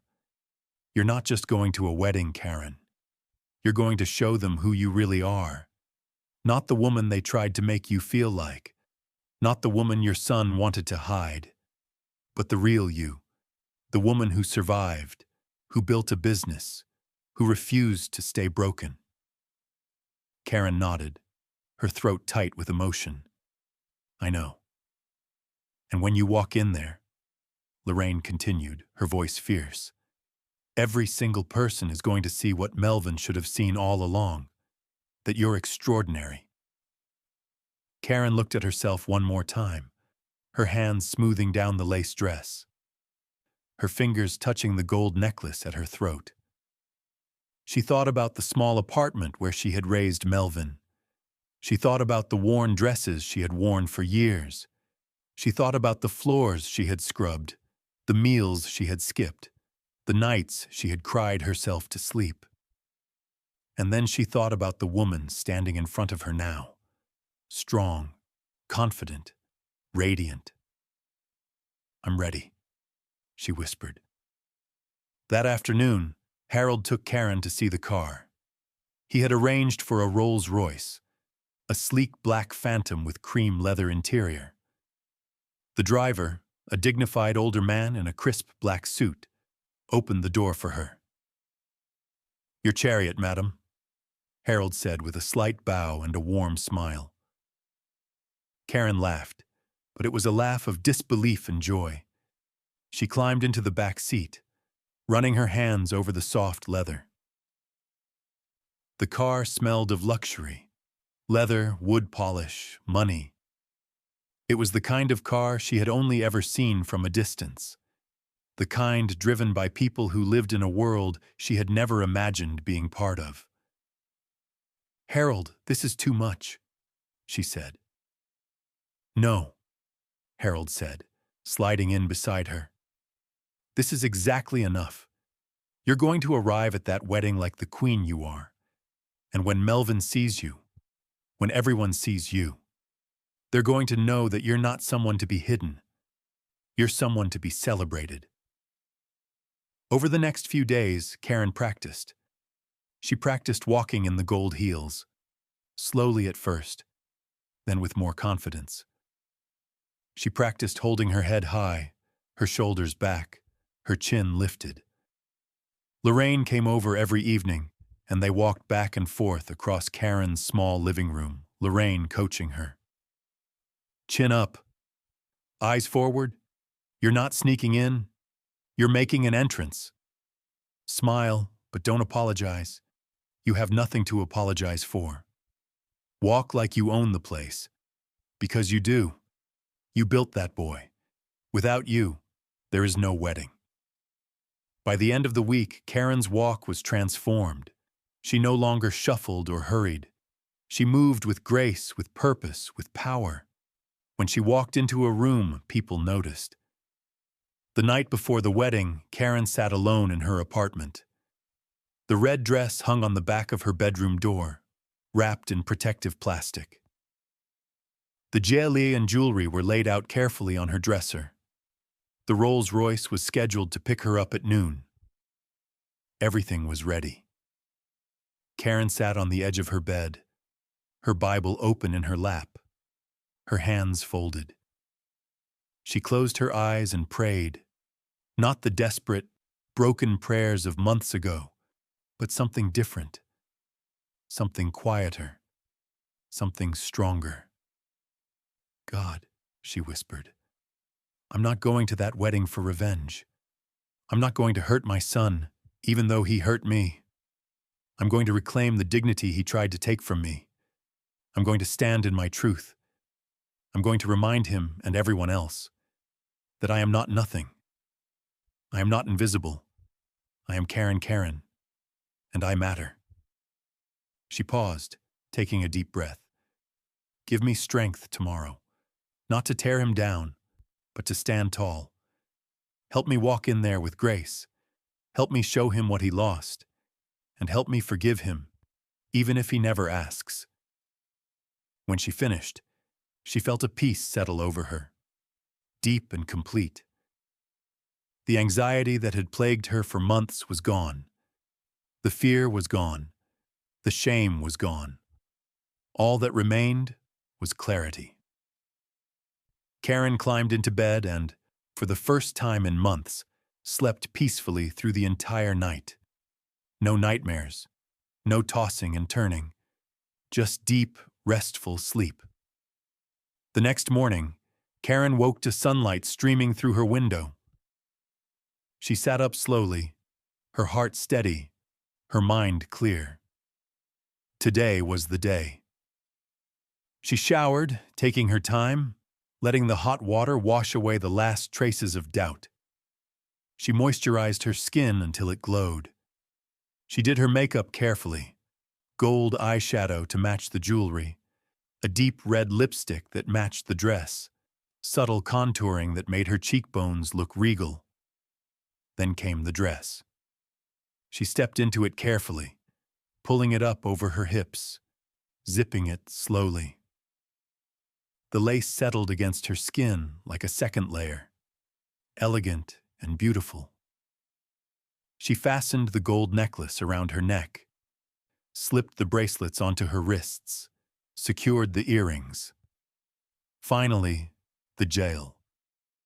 She had practiced wrapping it with Amara's help, and now her hands moved with confidence, folding and tucking the fabric until it sat perfectly on her head, a crown of red and gold.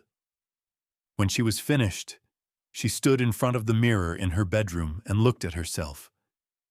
The woman staring back was not the Karen who had been thrown out of her son's office, not the Karen who had cried on her couch, broken and ashamed, not the Karen who had been told to sit in the back and be invisible.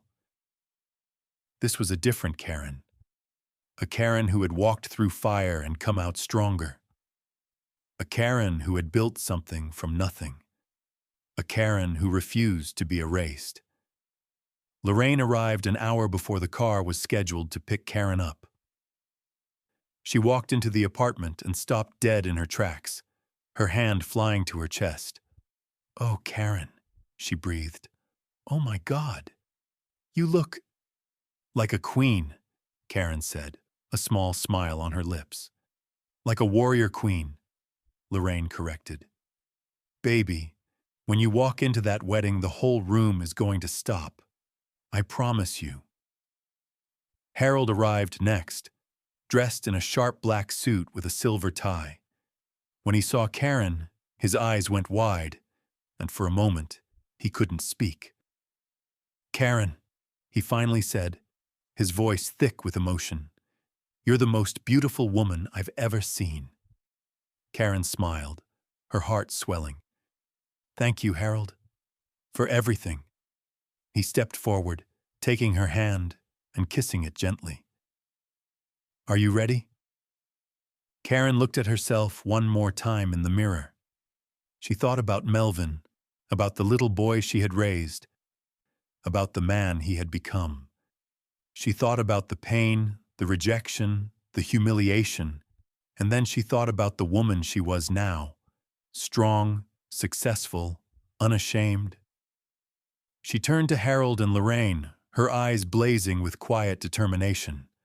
"I'm ready," she said. "Let's go." The Piedmont estate was magnificent. Sprawling gardens stretched across perfectly manicured lawns, white tents billowed in the gentle breeze, and a string quartet played softly in the background.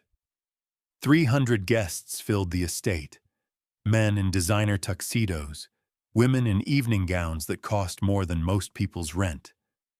Crystal glasses clinked, champagne flowed, and the air buzzed with the kind of polite conversation that only happened among the wealthy and well-connected. At the center of it all was Melvin Schneider, standing near the altar in a custom Tom Ford tuxedo, his shoes polished to a mirror shine, his hair perfectly styled. He looked every bit the successful executive, confident, polished, untouchable. Beside him stood Trudy Engelman in an extravagant white gown with a 10-foot train and a veil encrusted with Swarovski crystals. She looked like she had stepped out of a magazine, her smile practiced and perfect. Guests whispered as they took their seats, their voices low and curious. "I heard he's completely self-made. No family money at all. Everything he has, he earned himself." "That's impressive. You don't see that often anymore." Melvin heard the whispers and felt a swell of satisfaction. This was what he wanted: respect, admiration, acceptance. He had built this life from nothing, or at least that's what everyone believed.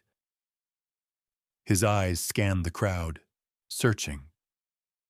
Somewhere in the back, at table 47, his mother should be sitting. He imagined her there in a simple, outdated dress, head down, quiet and invisible, just like he had told her to be. He had barely slept the night before, anxiety gnawing at him. What if she made a scene? What if she told someone who she was? But as the ceremony time approached and he didn't see her, he relaxed slightly. Maybe she hadn't come. Maybe she had finally accepted that she didn't belong in this world. The ceremony was about to begin. Guests settled into their seats. The quartet transitioned into softer music. Trudy's bridesmaids began lining up at the entrance, their lavender dresses swishing as they moved. And then, everything stopped. The low rumble of an engine cut through the quiet chatter. Heads turned toward the entrance. A sleek black Rolls-Royce Phantom pulled up slowly, gliding to a stop at the red carpet entrance. The polished chrome gleamed in the afternoon sun. The driver, a dignified man in a black suit, stepped out and walked around to the passenger side. The photographers, who had been lounging lazily near the entrance, suddenly snapped to attention. Cameras raised, flashes prepared. Someone important had arrived. The driver opened the door, and Karen stepped out. The effect was instant. Conversations stopped mid-sentence. Champagne glasses froze halfway to lips. Every eye in the venue turned toward the entrance. Karen stood on the red carpet in a stunning red African lace gown with gold embroidery that caught the sunlight like fire. Her jeel, a traditional head wrap, sat on her head like a crown, the gold beading glinting with every subtle movement. Gold jewelry adorned her neck, wrists, and ears. Her brown skin glowed against the vibrant red. Her posture was regal, her chin lifted, her shoulders back. She looked like royalty. Behind her, Harold Tran stepped out of the car, distinguished in a perfectly tailored black suit. He offered his arm, and Karen took it gracefully. Together, they began walking up the red carpet, their steps slow and deliberate, the kind of walk that demanded attention. The photographers went wild, cameras clicking rapidly. Flashes exploded. A few guests pulled out their phones, recording. "Who is that?" someone whispered. "I don't know, but she looks like a queen." "Is she a celebrity? Maybe a dignitary?" Karen and Harold reached the entrance to the ceremony area. Every single guest had turned in their seats, craning their necks to see who had arrived. The quartet had stopped playing. The bridesmaids stood frozen, their mouths slightly open. And then Karen and Harold stepped into the venue. The whispers grew louder. "Wait, isn't that—" "No, it can't be. He said his mother was dead." "Are you sure that's her?" Melvin stood at the altar, his face drained of all color. His mouth fell open. His hands, which had been clasped calmly in front of him, began to tremble. Beside him, Trudy's head whipped around, her eyes narrowing as she tried to process what she was seeing. "Melvin," Trudy hissed under her breath. "Who is that?" Melvin couldn't speak. He could only stare as his mother, the woman he had tried to hide. The woman he had told to sit in the back and be invisible, walked down the center aisle like she owned the place. Karen didn't look at him. Not yet. She kept her eyes forward, her expression calm and graceful, her hand resting lightly on Harold's arm. They walked past rows of stunned guests, heading directly toward the family seating section at the front. "Excuse me," an usher said nervously, stepping forward. "I'm sorry, but that section is reserved for family," Harold said smoothly, his voice polite but firm. "We're exactly where we need to be." He guided Karen to 2 empty seats in the second row, seats that had been left open for VIP guests who hadn't shown. They sat down, Harold adjusting his suit jacket, Karen smoothing her gown, both of them completely composed. The venue erupted in whispers. "That's his mother? She looks incredible. Wait, he said his mother was poor. That woman is wearing designer everything. Who's the man with her? I heard someone say he's a CEO." A woman in a lavender mother-of-the-bride dress approached hesitantly. Vivian Engelman, Trudy's mother, her face a mixture of confusion and suspicion. She leaned down slightly, her voice tight. "Excuse me," Vivian said, forcing a polite smile. "I don't believe we've met. Are you family?" Karen turned to her, her smile warm and gracious. "Yes, I'm Karen, Melvin's mother." Vivian blinked, her smile faltering. "His mother? But I was told you were, well, less fortunate." "I was," Karen said calmly. "I worked as a cleaner for 20 years to put my son through college. But I've been blessed recently." She gestured to Harold. "This is Harold Tran, CEO of Tran Enterprises. He's my business partner. We run a catering company together, and we're opening a restaurant next month." Harold extended his hand, shaking Vivian's firmly. Pleased to meet you, Mrs. Engelman. Karen is one of the most talented and selfless women I've ever known. You should be proud to have her as part of your family. Vivian's smile was frozen on her face, but her eyes were sharp, calculating. She glanced toward the altar where Melvin stood, pale and trembling. I see. Well, welcome. She turned and walked away quickly, her heels clicking on the stone floor. Immediately, she pulled out her phone, fingers flying across the screen. Meanwhile, guests were pulling out their own phones. Videos of Karen's entrance were already being recorded, uploaded, shared. Social media lit up.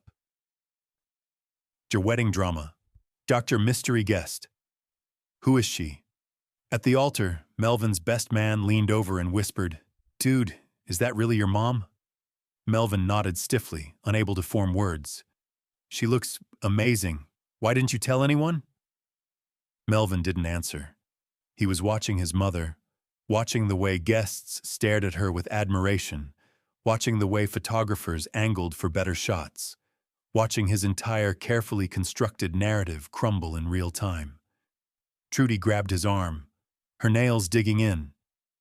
Melvin, you told me she was poor. You told me she wouldn't be a problem. I didn't, Melvin stammered. Fix this, Trudy hissed. Now! Melvin forced his legs to move, stepping down from the altar, walking toward his mother. Every guest watched. Every phone followed. The photographers circled. He stopped a few feet away from where Karen sat. Mom, he said, his voice barely above a whisper. What are you doing here dressed like this? Karen turned slowly, her eyes meeting his. They were calm, steady, without anger or hurt. Just truth.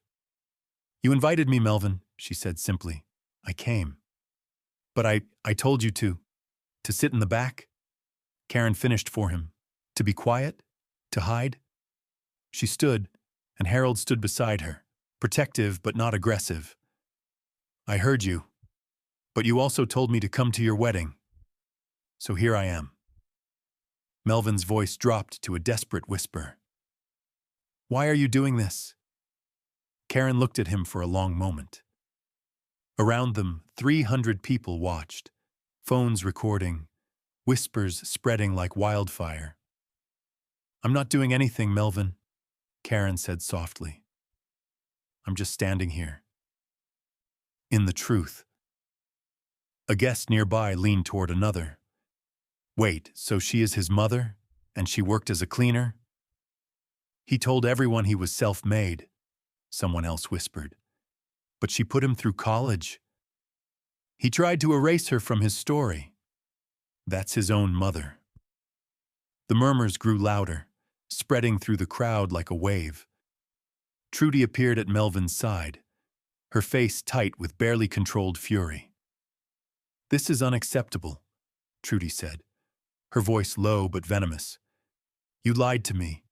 You lied to my family. You said she was nothing.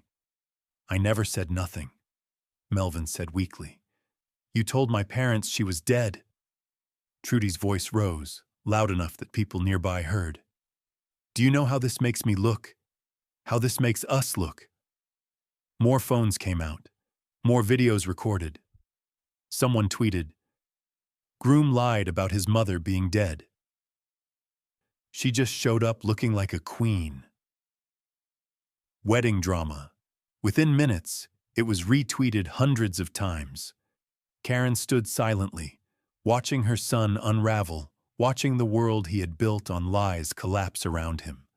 She felt no satisfaction in it, no joy in his pain, just a quiet, steady knowing that the truth, however painful, was finally in the light. Harold placed a gentle hand on Karen's back. Are you okay? Karen nodded. I'm fine. She looked at Melvin one more time. Her son, the little boy she had raised, the man he had become, and spoke quietly. I hope you find what you're looking for, Melvin. I really do. But you won't find it in lies, and you won't find it in shame. She took Harold's arm, and together they turned and walked back toward the entrance, their heads held high, every eye following them. Behind them, the wedding descended into chaos. Guests talked loudly. Trudy was shouting at Melvin. Photographers scrambled to capture every moment. But Karen didn't look back. She had come to reclaim her dignity, and she had. The woman Melvin had tried to erase was now impossible to ignore. Karen and Harold didn't leave immediately after the confrontation. They returned to their seats, calm and composed, while chaos swirled around them. The ceremony had been delayed, guests were buzzing with confusion, and Melvin and Trudy were arguing in harsh whispers near the altar. Eventually, after much deliberation and whispered consultations between the Engelmans, the ceremony proceeded, rushed, awkward, stripped of its earlier grandeur. But the reception was where everything truly fell apart.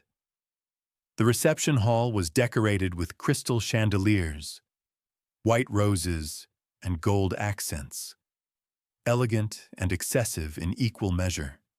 Guests filled the tables, still whispering about Karen's entrance, still sneaking glances at the woman in red who sat calmly at a table near the front, her hand resting lightly on Harold's.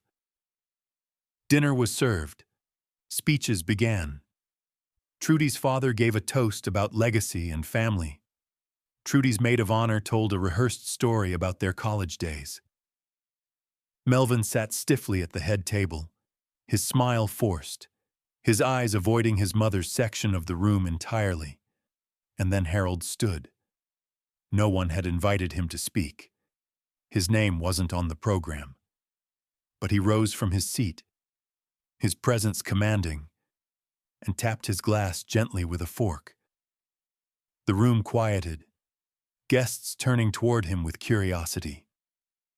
Harold raised his glass, his voice clear and strong. I know I wasn't scheduled to speak tonight, but I hope you'll indulge me for just a moment. I'd like to honor someone very special. All eyes turned to him. Karen's breath caught in her throat. Her name is Karen, Harold continued, gesturing toward her. And she is the reason we are all here tonight. Melvin's head snapped up, his face going pale. Harold's voice was steady, respectful, but firm. Karen worked tirelessly for 20 years. 3 jobs, countless sleepless nights, endless sacrifices, to give her son a better life. She wore the same clothes for years so he could have new ones. She skipped meals so he could eat. She scrubbed floors in buildings like this one so that her son could one day stand in a place like this and be celebrated. The room was silent. Every guest was listening, some leaning forward, phones discreetly recording. She is the reason Melvin Schneider stands here today, Harold said, his eyes sweeping across the room. And I want everyone here to know that true success isn't measured by what we gain, but by what we sacrifice for those we love. Karen embodies that truth. She is one of the most selfless, courageous, and extraordinary women I have ever known. He raised his glass higher, to Karen. For a moment, there was stunned silence, and then, slowly, applause began. It started with a few people, then spread across the room like a wave. Guests stood, clapping, some wiping tears from their eyes. The applause grew louder, filling the hall, echoing off the high ceilings. Karen sat frozen, tears streaming down her face, her hand covering her mouth. Lorraine, sitting beside her, squeezed her shoulder and whispered, "You see, they see you now." But not everyone was applauding. At the head table, Trudy sat rigid, her jaw clenched, her face flushed with fury. Melvin stared down at his plate, his hands gripping the edge of the table, his knuckles white. When the applause finally died down, Trudy stood abruptly, her chair scraping loudly against the floor. She grabbed Melvin's arm and dragged him out of the reception hall and into a side corridor. Guests exchanged glances, whispers starting up again. In the hallway, Trudy spun on Melvin, her voice shaking with rage. "You lied to me. You told me she was nothing. You told my parents she was dead." "I didn't," Melvin stammered, his voice weak. "I didn't lie. She was poor. I don't care how she did it," Trudy shouted, her voice echoing off the marble walls. "You tried to humiliate your own mother at our wedding. Do you understand what that says about you?" "Trudy, please." "I can't marry someone like that," Trudy said, her voice suddenly cold and final. She pulled the engagement ring off her finger and shoved it into his hand. "I can't marry someone who would treat the woman who gave him everything with that much cruelty. What does that say about how you'll treat me?" "Trudy, wait."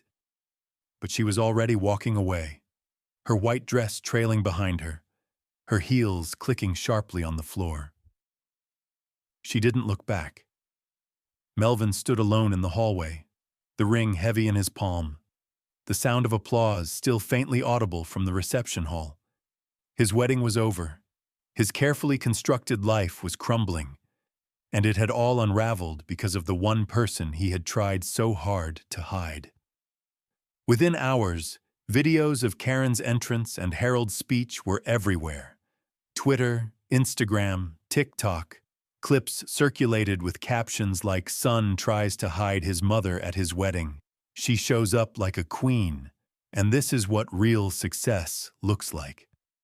The hashtag #JacquesUngratefulSon began trending. By the next morning, news outlets were picking up the story. Melvin's face was plastered across gossip blogs, business forums, social media feeds. His phone exploded with messages. Some were from colleagues expressing concern. Others were from clients, suddenly hesitant about upcoming projects. A few were from friends, asking if the viral videos were real. Melvin didn't respond to any of them.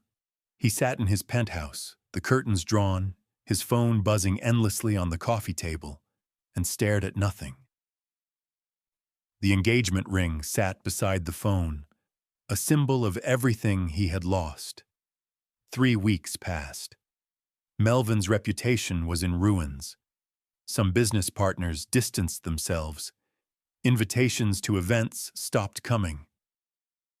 The narrative he had carefully built, self-made, hard-working, successful, had been exposed as a lie. And worse, he had been exposed as the kind of man who would betray his own mother.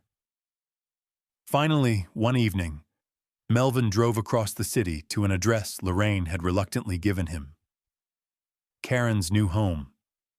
It wasn't a mansion, but it was beautiful. A charming 2-story house with a manicured lawn, flower beds, and a porch with white rocking chairs.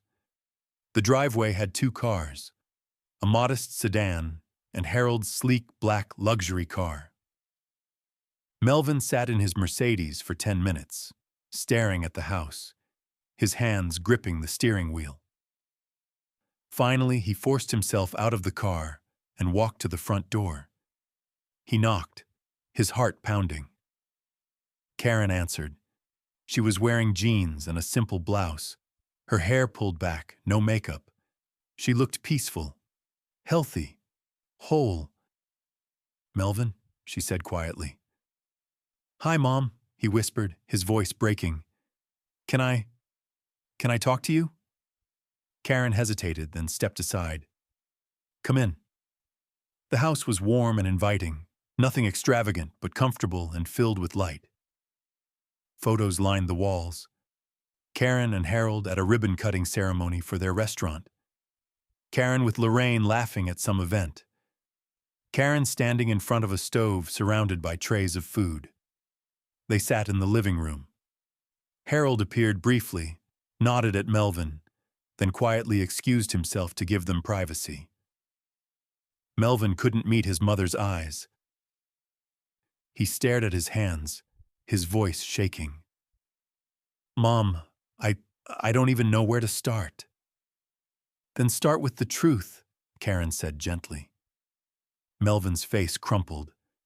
I was ashamed. I was ashamed of where we came from, of how poor we were, of you. He looked up, tears streaming down his face. "And I'm so sorry. I was wrong. I was cruel. I tried to erase you from my life because I thought if people knew the truth, they wouldn't respect me." Karen listened, her face calm. "But all I did was lose everything," Melvin continued, his voice breaking. "Trudy left me. My reputation is destroyed. People look at me like I'm a monster. And the worst part is, they're right. I am. I tried to humiliate the one person who gave me everything." Karen was quiet for a long moment. Then she spoke, her voice soft but steady. "Melvin, I forgive you." Melvin looked up, shocked. "What?" "I forgive you," Karen repeated. "Not because you've earned it, not because what you did was okay, but because holding on to anger would only hurt me. I forgive you for my peace, not for your comfort." Melvin sobbed, his shoulders shaking. "I don't deserve it." "No," Karen agreed. "You don't. But forgiveness isn't about what people deserve. It's about freedom." She leaned forward slightly. "But Melvin, forgiveness doesn't mean things go back to how they were. You need to understand that. You broke something between us, and it's going to take time, if ever, for that to heal." "I know," Melvin whispered. Karen's voice was firm but kind. "You need to learn what true wealth is. It's not in your bank account. It's not in your penthouse or your car or your title. It's in the people who stand by you when you have nothing. It's in integrity, in character, in love. And until you learn that, you'll always be searching for something you'll never find." Melvin nodded, wiping his eyes. Can I see you again? Maybe talk sometimes?" Karen considered. "Maybe, in time. But right now I need space. And you need to figure out who you want to be. Not for me, not for Trudy, for you." Melvin stood, his legs shaky. "Thank you, Mom, for everything. For raising me. For forgiving me. For being you." Karen stood as well. For a brief moment she considered hugging him, but instead she simply nodded. "I hope you find your way, Melvin. I really do." As Melvin walked toward the door, Harold appeared in the hallway. Melvin paused, then extended his hand. "Thank you," he said quietly. "For taking care of her, for seeing what I should have seen." Harold shook his hand. "She deserves it." Melvin walked out to his car, got in, and drove away. Karen stood on the porch, watching him go, Harold beside her. When the car disappeared around the corner, Harold turned to her. "Are you okay?" Karen nodded. "I am. I really am." That evening, Harold knelt in Karen's living room and opened a small velvet box. Inside was a simple but elegant diamond ring. Karen, will you marry me?" Karen looked at the man who had seen her worth when she couldn't see it herself. The man who had invested in her dreams, celebrated her victories, and stood beside her through everything. She smiled, tears in her eyes. "Yes." 6 months later, Karen and Harold were married in a small, intimate ceremony surrounded by true friends. Lorraine, a few close colleagues, members of Karen's church. No extravagant estate, no 300 guests, just love, laughter, and joy. Karen's catering business had expanded into a full restaurant that was thriving. She had started a mentorship program for single mothers, helping them build their own businesses, sharing her story, giving them hope. Melvin, meanwhile, was rebuilding his life slowly. He had started therapy. He had stepped back from some business ventures to focus on who he wanted to be. He sent Karen a card on her wedding day. She read it, smiled softly, and tucked it away. At her wedding reception, Karen stood with Harold, looking around at the people who truly loved her. She thought about the journey, the pain, the rejection, the rebuilding, the restoration. "What are you thinking?" Harold asked. Karen smiled, leaning into him. "I'm thinking that God really does give beauty for ashes. I lost so much, but I gained even more." Harold kissed her forehead. "You deserved it all along." And for the first time in a very long time, Karen believed him. Would you forgive someone who tried to erase you from their story? Karen did, but on her own terms. Drop your thoughts in the comments. Like if this moved you, subscribe for more stories that prove dignity can never be taken, only given away, and share this with someone who needs to remember their worth today. At Virtuous Stories, we love you.